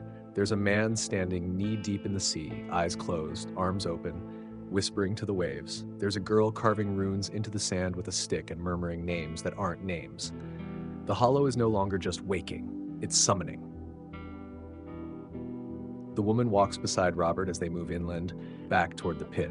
"We thought the fourth shard would slow it," she says, "but it's accelerating, opening itself." Robert eyes her. "So this was a mistake?" "No," she says. "This was always part of it." He almost laughs. "That's not comforting. It's not meant to be." At the pit, something new has appeared. Stairs, cut clean into the rock, spiral, of course, leading down into the heart of the island. Robert stares at them. "Let me guess," he mutters. "I go first," the woman nods. "You're the only one it let take the piece." Robert sighs. "Of course I am." The descent is long, not in distance, in weight. Every step feels like walking deeper into a story that's been waiting for centuries to be told. The air grows colder, then warmer, then cold again. The walls shift texture. Smooth stone becomes scarred. Scarred stone becomes etched. The spirals return, carved deep, pulsing faintly. Below, a chamber opens, circular, vast, lit by nothing but not dark. And at its center, a shape, a construct, not a throne, not an altar, a cradle. Inside, a sphere, bone, seamless, floating. Robert doesn't touch it. He doesn't have to, because it speaks, not with words, not with sound, with recognition. It knows him, and somehow he knows it.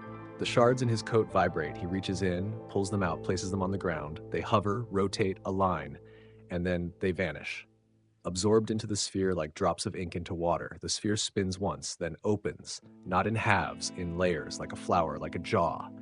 And inside, a fifth piece shaped like a vertebra, smooth, hollow at the core. Robert takes it. The moment he does, the island exhales. The chamber goes still.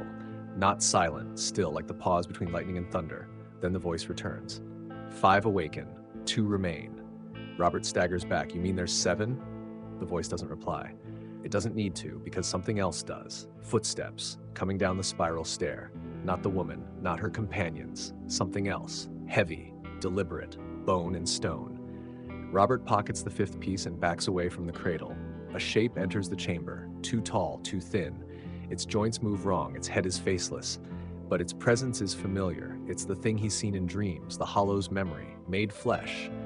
It doesn't speak, it simply lifts one hand and points at Robert. There's something profoundly unnerving about being pointed at by a creature that has no face. The gesture is simple. An extended arm, 5 impossibly long fingers, the center one aimed squarely at Robert Tanner's chest, but it lands with the force of a thunderclap. Not physically, psychologically, existentially, like the universe just marked him with invisible chalk. He takes a step back. The creature doesn't follow. It just holds the pose as if waiting for him to either run or understand. And somehow, he does. This isn't a threat, it's a summons. The others don't follow him into the cradle chamber. Robert doesn't blame them. The air inside has changed, denser, heavier, filled with pressure that lives behind the eyes and beneath the skin. The 5th shard pulses in his coat pocket, matching the rhythm of his heartbeat. Or maybe his heartbeat has started following it. He leaves the chamber in silence. The faceless figure watches him go, never moving, never breaking its stance. But Robert knows this isn't over. This is a beginning. Again. Outside, the sky has darkened. Not with storm, with fog. The island's breath has thickened. The tide has risen despite the lack of wind or moon. And on the shore, the others are waiting, those strange, somber figures who arrived when the hollow stirred. The woman, still unnamed, still unshaken, walks to meet him. "Well?" she asks. Robert doesn't speak. He just pulls the shard from his coat and holds it up. She exhales just once. "That makes 5. 7 total," he says. "That's what it told me." She flinches. "It spoke?" He nods. "And something else showed up." He tells her about the faceless creature, the pointing, the silence, the way it knew him without ever having seen him. She doesn't interrupt. When he finishes, she looks past him toward the center of the island. "It's happening faster now," she murmurs. "Faster than we prepared for." What happens when all 7 are found? Her eyes meet his. The hollow opens. "And that's bad?" She gives him a smile that isn't a smile. That depends on what comes out. They leave the island by boat, not the bone ship, it's still missing, but a long, narrow barge rowed by silent men with blank expressions. No one speaks during the journey. No one needs to. The water carries too many echoes already. Robert clutches the shard tightly, even when he closes his eyes. It's not that he thinks someone might steal it, it's that he's afraid it might leave. Back in London, fog still rules the streets. It has crept into alleys and market stalls, into windows and cracks and lungs. Children cough, dogs whimper, priests preach harder, and Robert walks through it like a man returning from the edge of a dream, only to find the dream came with him. He arrives home to find Elena asleep in a chair, blade across her lap, candle burned down to the stub. She doesn't wake when he enters, but the moment he sets down the shard, her eyes open. "You found it," she says. "I found something. You're different. So are we all," he says. That night, he dreams again. This time, the dream is a room. Not stone, not wood, just dark. And in the middle, a table. 7 shards hover above it, spinning slowly in a circle. They're humming, not loudly, but with precision, like tuning forks, like warnings. As Robert steps closer, one by one, the shards vanish, until only 2 remain, the 6th and the 7th, and then the voice returns. 2 remain, one hidden, one coming. Robert wakes with a gasp. The next day brings a letter. No seal, no name, just a strip of parchment slipped under the door. One word, "down." He stares at it for a long time, then packs his coat. Down means many things in London. It could be the underchurches, where failed cults left dust and altars.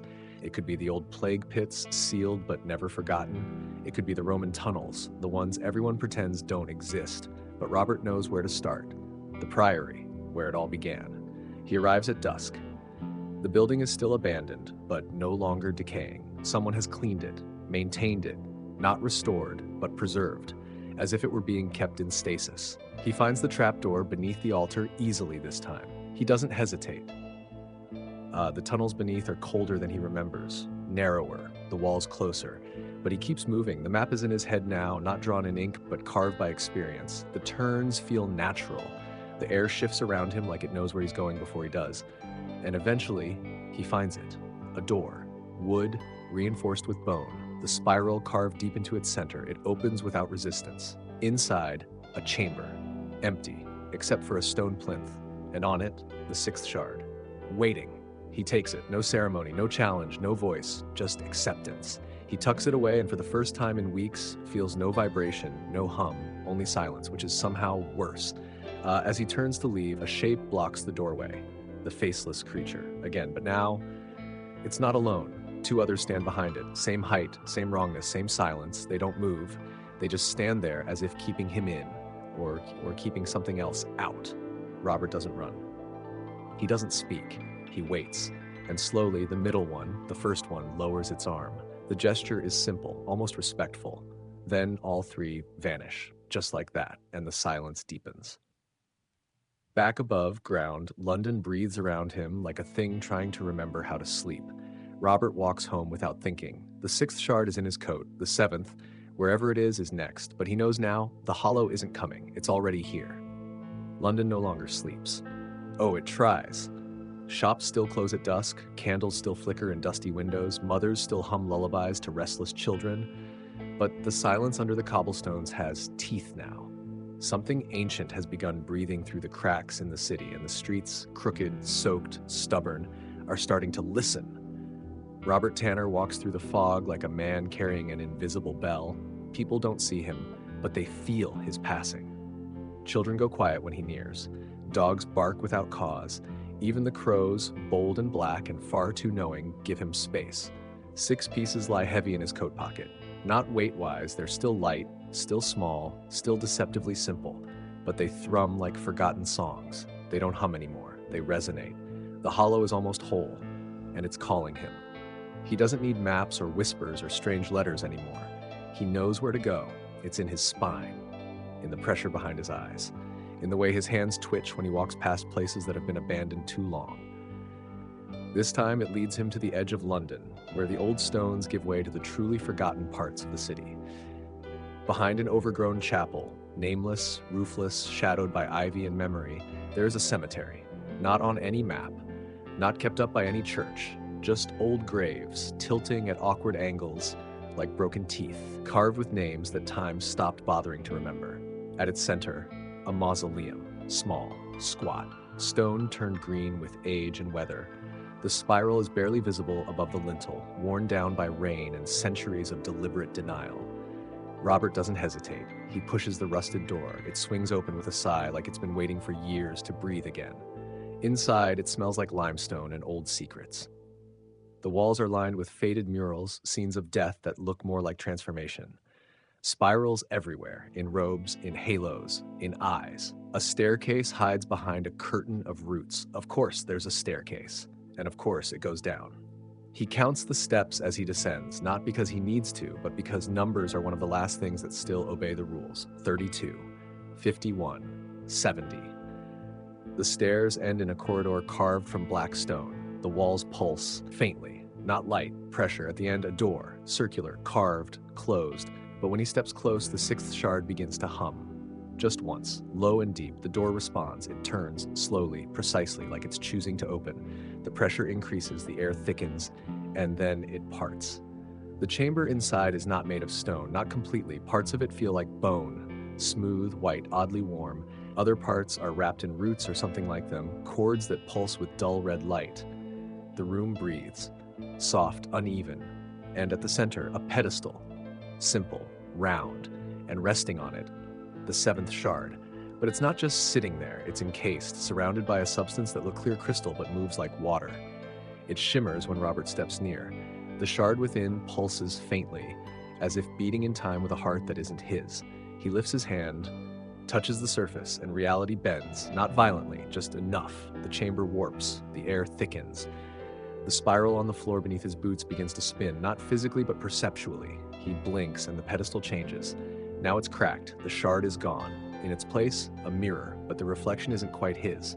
It's him, yes, but older, eyes darker, back straighter, holding all seven shards and smiling. Not with joy, with certainty. Robert stumbles back. The vision collapses. The chamber returns. The shard is there again. He doesn't think, he just takes it, and this time, nothing bends. Everything stills. The seventh shard is cold, not physically. It's the emotional cold of a truth finally spoken aloud. When he tucks it away with the others, something clicks inside his coat. A final hum and silence. True silence. As if the city above, the sea below, the hollow itself has inhaled and is waiting to see what he'll do next.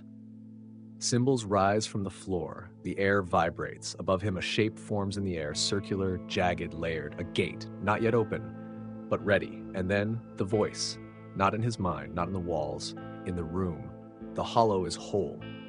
Robert almost drops to his knees, not from fear, from recognition, because now everything begins to make sense, or at least the shape of sense.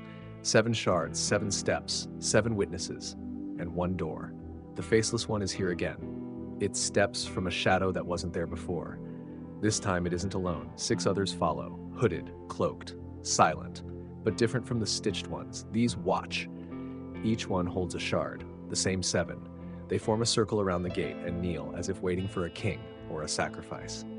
Robert steps forward slowly. He feels the shards in his coat pulse once. The spiral above spins faster. The gate brightens, only slightly. A hairline fracture of light. The chamber shakes, stone groans, air thickens, and then the voice again. Now, you choose.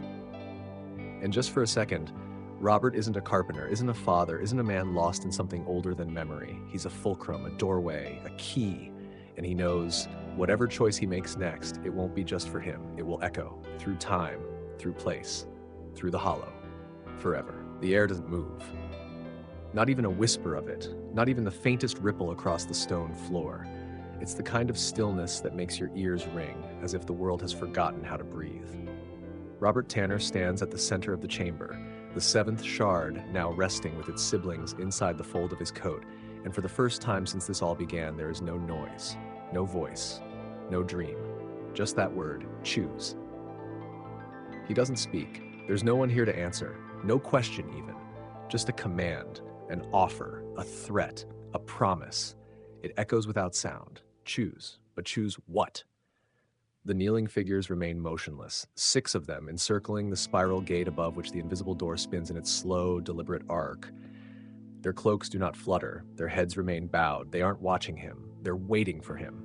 And behind them, unmoving, ever-present, the faceless figure stands, tall, bone-thin, hands clasped behind its back like a tutor during a final exam. It does not blink. Because it has no eyes, it does not breathe, because it has no lungs. And yet, it knows.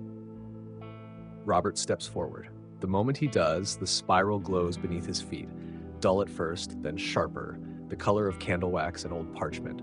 The fragments in his coat vibrate in a rhythm that no human heart could match. A rhythm from somewhere older than rhythm itself. The stone beneath his boots cracks, tiny lines spiderwebbing outward from each step. Not destruction, activation. This chamber isn't crumbling, it's waking up. As he reaches the center of the spiral, everything slows, even time. For a heartbeat, Robert isn't in the chamber. He's elsewhere, in a forest. Sunlight dapples through tall trees that smell like childhood and rot. Then, he's in a desert. No sun, no sky, just bone towers rising from cracked sand, plus a wind that laughs in a language no throat could speak. Then, underwater, but dry. The current presses in all directions, full of eyes that blink too slowly. Then, back in the chamber. He blinks, stumbles. The spiral beneath him is spinning now. Not the stone, the symbol, like ink refusing to stay on the page, like memory slipping between fingers. Choose, the voice says again. And this time, Robert understands. It's not asking whether he wants to open the hollow. It's telling him he already has. What remains is what comes next. He reaches into his coat, pulls out the shards one by one. They hover, no longer separate pieces. They've begun to merge, edges softening, shapes aligning. They want to be whole. He doesn't fight it. He lets go. They spin in the air like coins caught in a slow-motion storm. The spiral brightens. The figures rise. The faceless one steps forward and holds out its hand, not to take, to offer. Robert looks at it. No face, no mouth, but the meaning is clear. Will you become the door? He steps back. The air fractures around him. The spiral begins to pull, not physically, not wind or force, but gravity of purpose. The shards are vibrating now, painfully. The chamber shakes, the ceiling fractures, light pours in, not white, not gold, the color of ending. And Robert, poor, clever, lost Robert, does the one thing no one expected. He speaks. No. Everything stops. The figures freeze. The spiral dims. The faceless one tilts its head. No, the voice echoes. Robert steadies his breath. I won't choose this, he says, not alone. Silence. Then you must not be alone. The spiral collapses. The shards slam into each other, 1, 2, 3, until they form something new. A disc, flat, pulsing, and from its center, light, not warm, not cold, just aware. Shapes emerge from that light. People, but not strangers. Elena, Noel, the children, Brissa, even the strange sailor from the baker's story. Each one steps forward silently, and Robert realizes they were always part of this. He was never the only one chosen. He was just the first to say yes. The spiral expands to fill the entire chamber. The walls fall away, and they are all standing in the hollow now.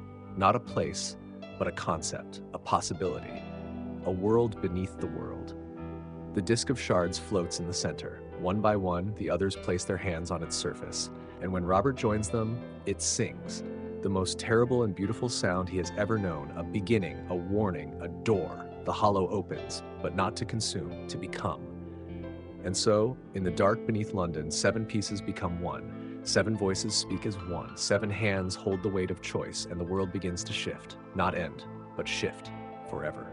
The hollow is open, but it doesn't roar or tear or swallow the world like some ancient mouth unhinged.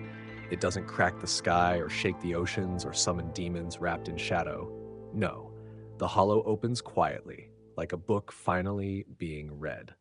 Like a door that has stood too long closed, creaking not from resistance, but relief. Robert Tanner stands in the center of it all, breath shallow, heart no longer sure if it beats in his chest or in the palm of the hollow itself. Around him, the others form a circle. Elena, Brissa, the cloaked ones, even the children, though they are made of memory here, not flesh. Each of them a node, a point of presence in a story much older than themselves. Above them, the disc made of 7 shards hovers, now fused into a singular form, smooth and pulsing with quiet light. It spins slowly, not in defiance of gravity, but in full cooperation with it, as if it is gravity now, or purpose. The hollow has no walls. It has no sky, but it contains everything. All memory, all potential, all the forgotten whispers of humanity that never found a mouth to speak them. Robert blinks, and he is elsewhere, not bodily. The hollow doesn't require walking. Here, movement is intention, and space is obedient. He sees himself, not now. Then, a child, carving spirals into a beam because the shape felt safe. A young man grieving too quietly at a grave no one tended. A father worried not about death, but about meaning. And then, a man holding a box he never opened. Not really, because the box wasn't a container. It was a mirror. Why me? Robert asks, his voice sounding too large and too small in the hollow at once. The answer is a feeling, not a sentence, not a voice. But if it were words, they would be, because you were listening, and because you asked. He returns to the circle. Or rather, it returns to him. Time in the hollow is not a line. It's a breath held in every direction. The others are still there, still waiting, but something has changed, not around them, within them. Brissa steps forward. She carries no staff, no charm, just presence. Every door must open to somewhere, she says. What lies beyond this one is not ours to keep, only to carry forward. Robert nods, but the weight of it is beginning to settle. What happens now? It is Elena who answers. We choose again. The disc brightens. Symbols rise from its surface, not the spiral this time, something else, a map, a possibility. It shifts, becomes roads, rivers, dreams, futures, each one branching, writhing, folding back on itself, a maze made of choice, and at its center, a heart, or something like one. Still, unbeating, waiting. Robert reaches out, his hand hovers above the disc, the hollow pulses, each person around him adds their hand, 7 again, 7 always, and the disc descends, not into ground, into possibility. And the chamber shifts. No, not chamber, world. Everything shifts. They are standing in London again, but not quite.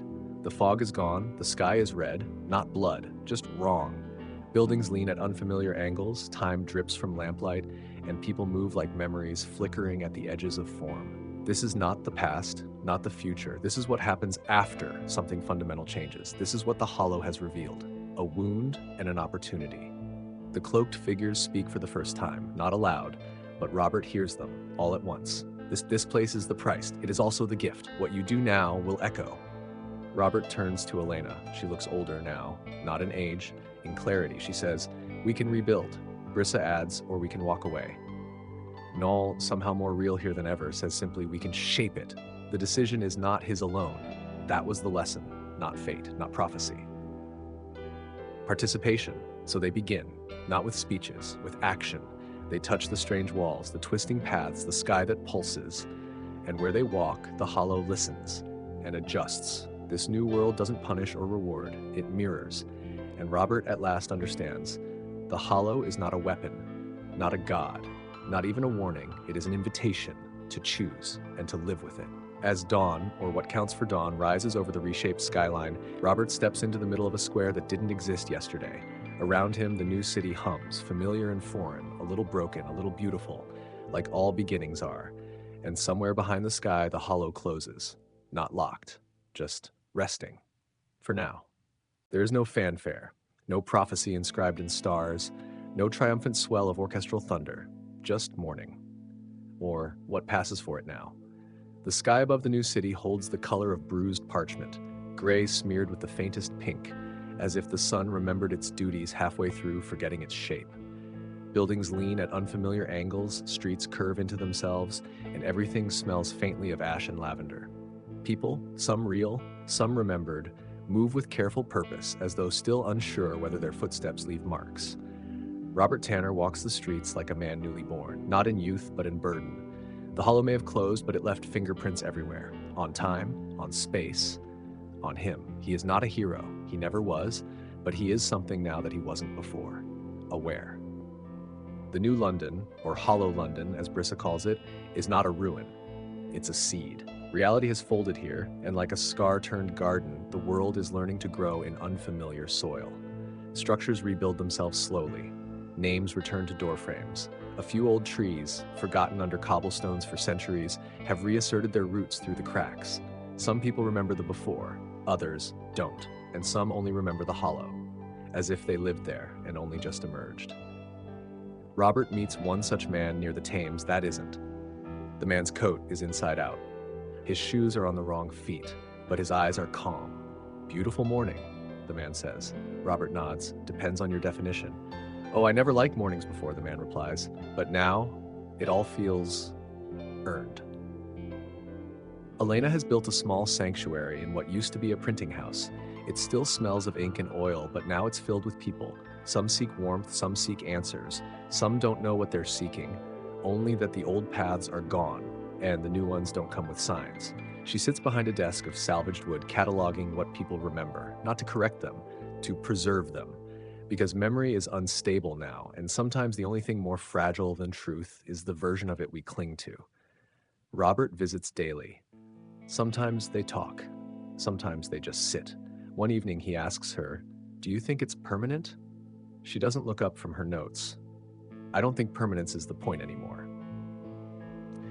The 7 shards, or what they became, were not lost when the hollow closed. They weren't destroyed. They were planted, scattered like seeds into the fabric of this new world. Robert doesn't know where they are. He suspects he's not meant to, because if the hollow was a question, the shards were its grammar, and now it's up to the world to finish the sentence. One afternoon, a child walks up to Robert in the middle of the market that used to be Fleet Street. She points at his chest. "Do you still have it?" "Have what?" "The peace."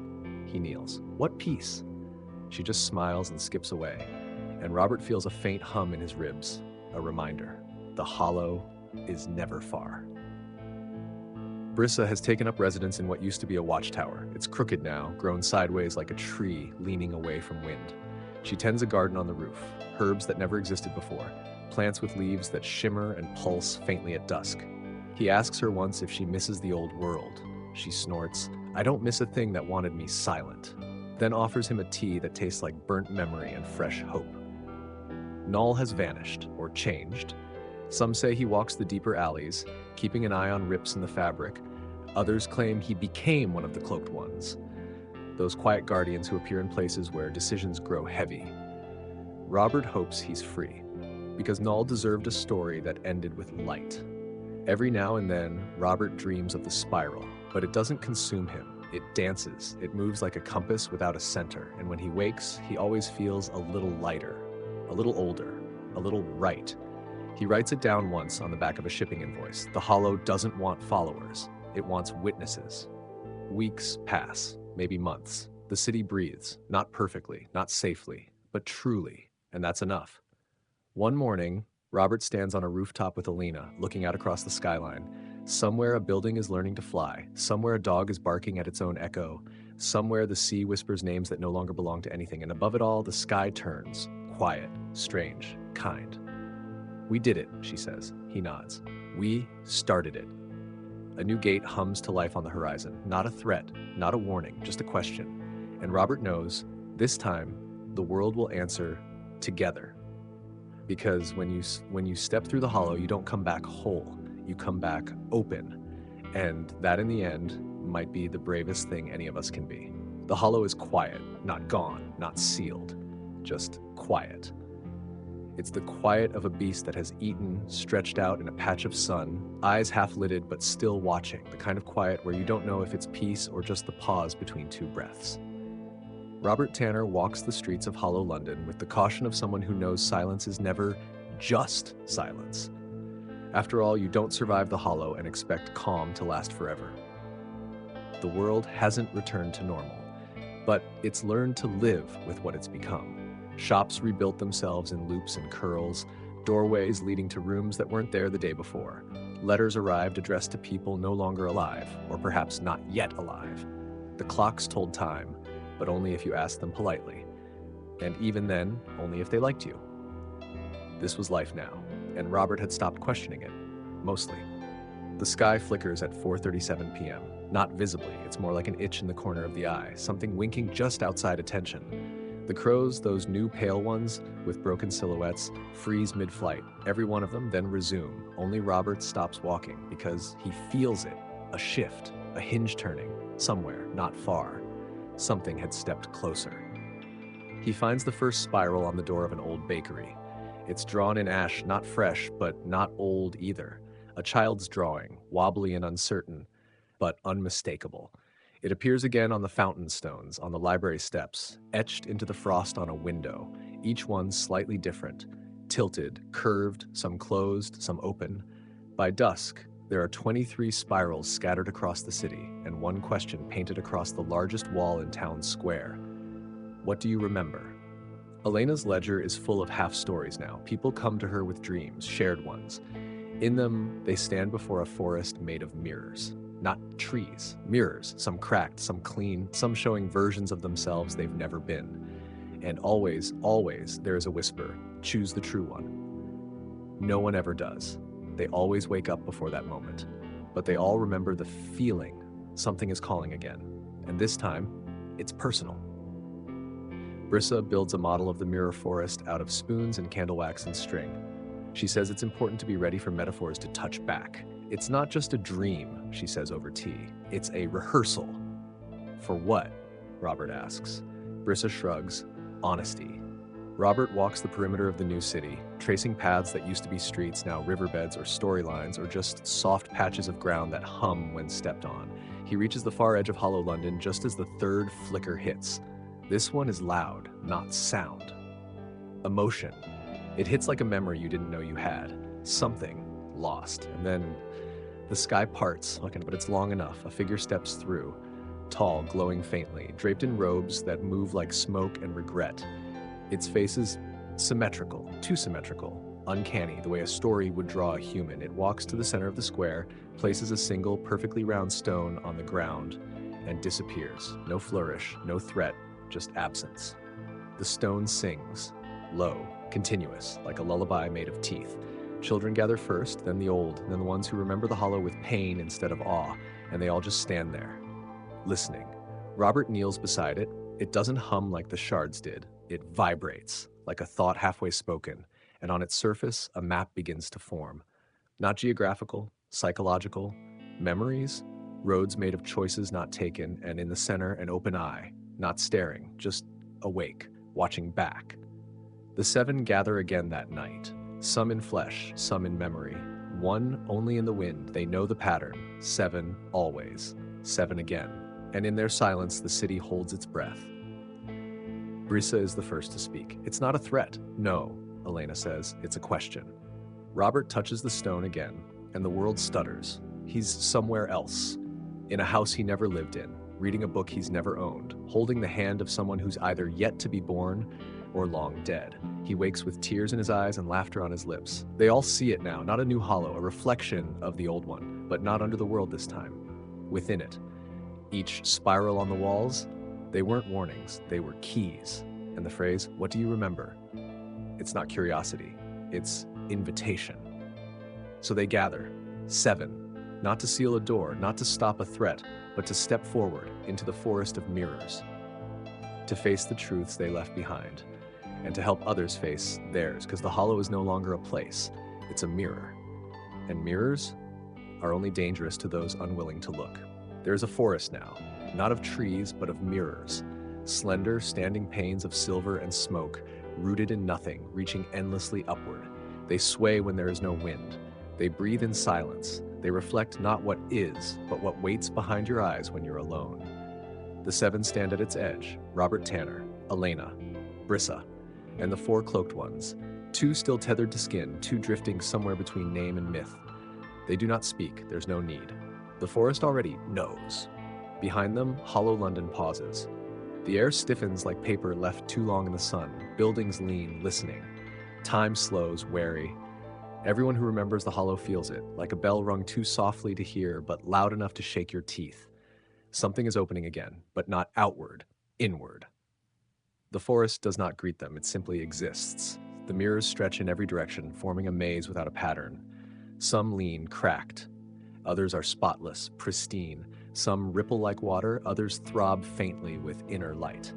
They reflect the seven not as they are, but as they were, as they might have been, as they never wanted to be. Each step forward is a negotiation. Each reflection is a challenge. Robert steps into the forest first. The first mirror shows him on a scaffold, hammer in hand, a home half built. His face is sun-warmed, tired, proud. He blinks, and it changes. He's standing in the same spot, but the house is burned. His hands are empty. His eyes are hollow.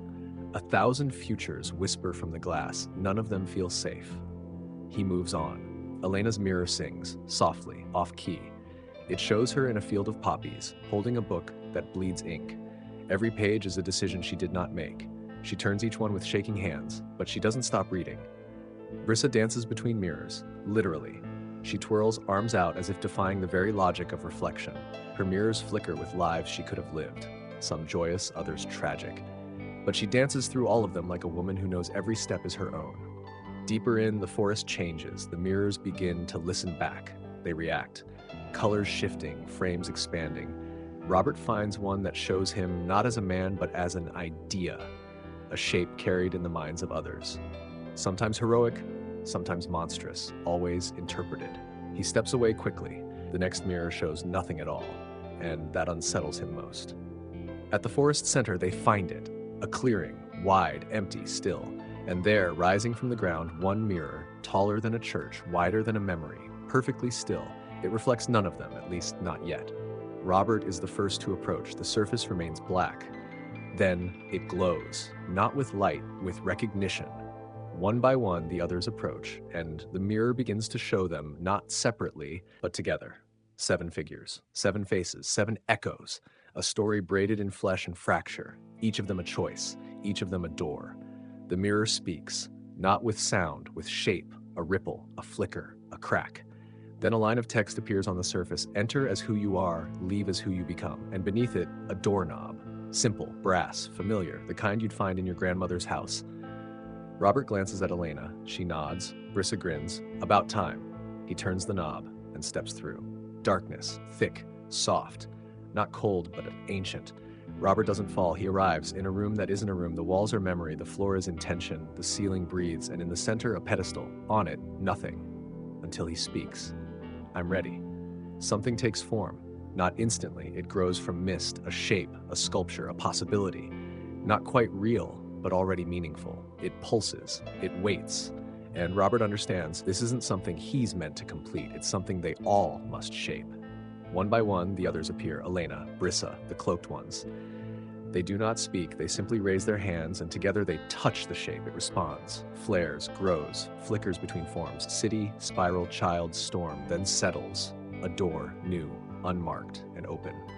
Outside, the mirror shatters, not violently, like old glass letting go, and from its shards a path rises, leading out, back through the forest. But nothing is the same. Every mirror reflects differently now. No longer possibilities. Now, reminders. This is who you were. This is what you chose. The 7 return to Hollow London, not triumphant, not exhausted, just real. And in their hands, not weapons, but a seed of truth, of transformation, of the hollow, shared. That night, the sky breathes, and the city dreams, and somewhere deep beneath the streets, a whisper rises. Not all mirrors are meant to reflect. Some are meant to reveal. The seed is planted, not buried in soil, not hidden beneath rock, simply given. It rests in the center of Hollow London, at the crossroads where 3 streets and 1 memory intersect, a place that once sold fish, then sold prayers, and now sells the kind of silence that asks questions. It does not look like much, a small object, unshaped, shimmering faintly in a way that refuses attention unless you're meant to see it. But it hums, with potential, with story, with the hollow. Robert Tanner does not visit it often, not because he's afraid, because it doesn't need him anymore. He's spent months learning what it means to step back, to be part of a story without holding the pen. He spends his mornings fixing rooftops, some made of slate, others made of song. He spends his afternoons drinking terrible tea with Brissa, who insists all herbalism is just mood-based chemistry. He spends his evenings walking the city's edges, listening to cracks, because the hollow still echoes, just more gently now, like an old friend who only calls when it rains. The city has changed. It grows not out, but inward. The buildings don't get taller, they get deeper. Rooms appear where there were none. Doors open into new versions of familiar places. Some lead to markets, others lead to regrets. But no one's afraid anymore, because now people understand. The hollow isn't punishment, it's reflection. And if you learn to look, really look, you find not monsters, but mirrors. Elena runs a school. It isn't called that. There's no bell, no uniforms, no chalk, just a room that adjusts itself depending on who enters. Some days it's a library, others a boxing ring. Occasionally it becomes a kitchen where spoons whisper advice and ovens offer absolution. People come to learn, not facts, not spells, but self, because the hollow taught them. Knowledge means nothing without the courage to carry it. One afternoon, a child enters the room and asks, "Can the hollow ever be full?" Elena pauses, then answers, "No, because we're the ones who fill it." Brissa keeps a map, not of geography, of changes. She charts them obsessively, where time buckles, where memories surface in bricks, where shadows walk the wrong direction. She names them whimsically: Tuesday reversal, glass bloom, the laugh that grew legs. Robert asks her once why she bothers. She shrugs, because the world's alive now. You don't ignore your body just because it hiccups. Then hands him a compass that points to the nearest unresolved feeling. It immediately starts spinning. The cloaked ones have thinned. Some remove their hoods and return to lives. Bakers, thieves, mothers, ghosts. Some dissolved entirely, becoming wind song or sudden insight. One remains, always at the city's heart. Silent, still faceless. But people leave offerings there anyway. Secrets whispered into jars, confessions wrapped in string, questions written in ink that disappears. Not for answers, for acknowledgement, because sometimes being heard is enough. One night, the seed hums louder than usual. Only the children notice.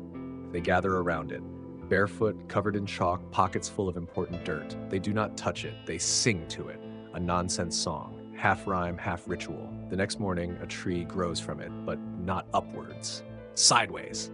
Its branches stretch through alleyways and storylines, blooming with fruit that tastes like forgotten dreams and reminds you of someone you once loved but never met. No one questions it, they just eat and feel full in a way food never manages. Robert visits the tree just once. He picks a fruit, bites into it, and remembers a version of himself that never opened the box, that lived quietly, that died quietly, that never asked. He doesn't cry, he just thanks the tree and goes home. Null returns one evening. No one sees him arrive, but suddenly he's just there, sitting on the edge of a rooftop feeding invisible pigeons. When Robert finds him, they don't speak for a long time. Eventually, Null says, "You did it." Robert shakes his head. "We began it." Null smiles. "That's enough." People stop calling it Hollow London. They call it many things now. The city between, the spiral place, the echoing, some just call it home. But the hollow never minds. It doesn't care what name you give it. It only cares that you remember. Because the real danger was never what came from the hollow.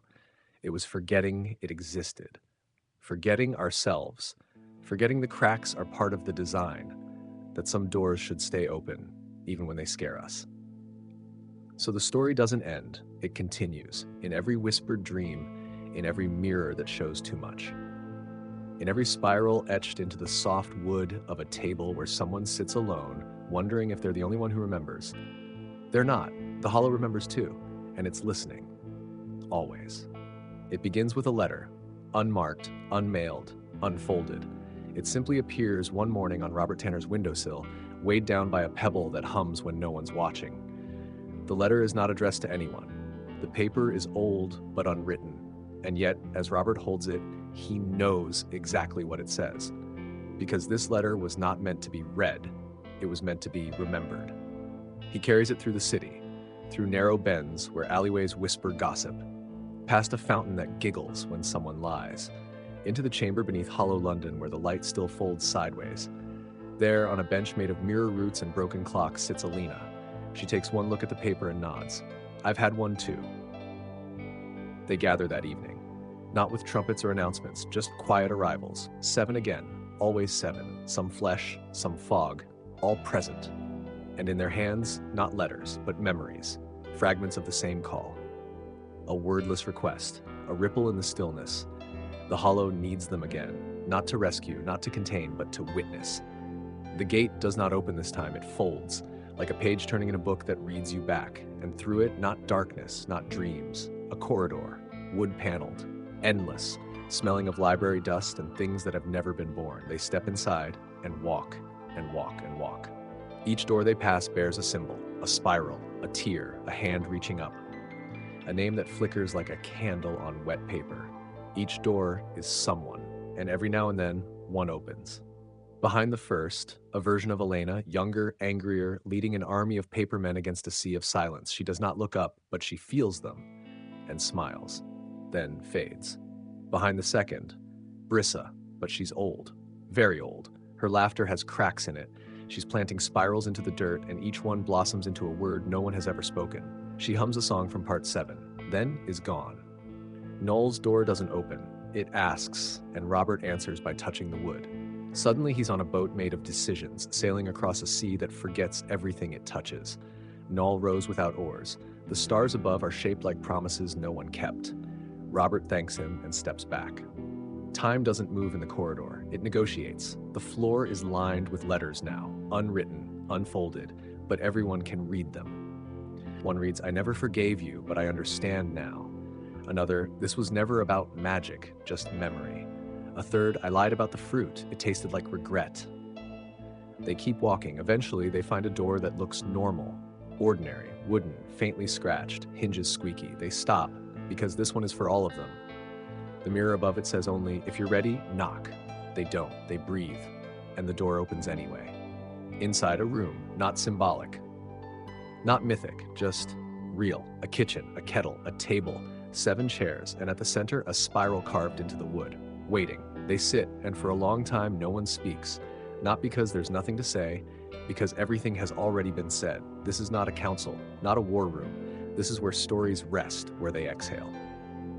Robert places his letter on the spiral. It curls slightly, so do the others.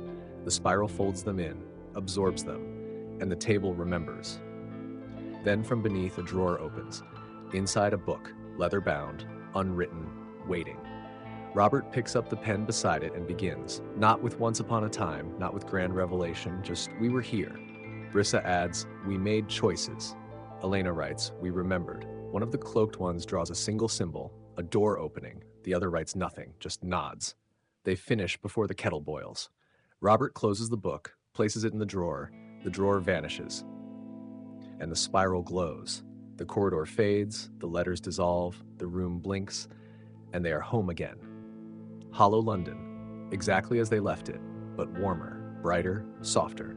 The tree still grows sideways, the fountain still giggles, the markets still sell memories bottled like spices, and somewhere beneath the ground, the spiral table still hums, waiting, not demanding, not predicting, just welcoming. Because the hollow no longer tests you, it trusts you. It doesn't ask what you're afraid of, it asks what you're willing to become. And Robert Tanner? He walks home with dirt on his boots, ink on his fingers, and peace in his chest. Not because the story is done, but because he knows how to keep writing it. The hollow doesn't end. It doesn't close with a clang, doesn't vanish into a puff of dream dust. It doesn't collapse or fade or get wrapped in ribbon like a finished tale. No, the hollow does something far stranger. It settles, like fog curling into the corners of memory, like a lullaby hummed by a house when no one's listening, like the echo of a goodbye that wasn't meant to be sad, just final. Robert Tanner wakes up to the sound of laughter. Real laughter. The unpolished kind, the kind that rises in spurts, snorts, that spills down alleys and startles pigeons. It's the kind of laughter that doesn't ask permission. And for the first time in years, he doesn't flinch when he hears it. He lies in bed for a moment, letting the sun warm one cheek and the blankets weigh him down like a gentle reminder, you're allowed to rest now. The hollow isn't pulling. Not today, maybe not ever again. Outside, hollow London stretches into morning. Buildings that once twisted impossibly now lean lazily, content to stay where they are. Roads still shift occasionally, but only to avoid puddles or reunite lovers. The crows have stopped whispering secrets. They sing now, albeit badly. Time ticks, but not urgently. There's no rush anymore, no spiral beneath your feet, just ground, just now, just life. Robert walks to the spiral tree. It has grown sideways upward, inward, and now, perhaps backward. Its roots knot themselves into cobblestones. Its fruit glows in soft colors that have no names. Children swing from its limbs while old men nap beneath its shade. Occasionally, it sighs.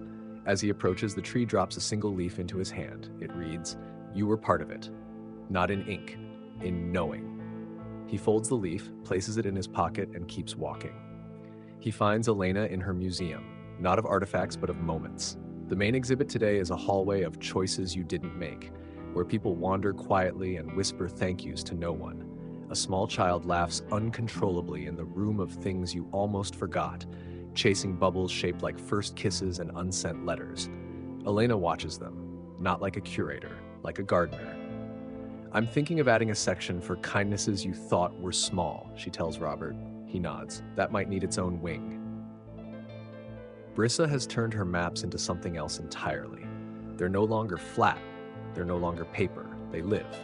She's built an entire garden that rearranges itself hourly based on the emotional weather of the city. One section blooms if someone nearby forgives themselves. Another glows if someone learns a new word.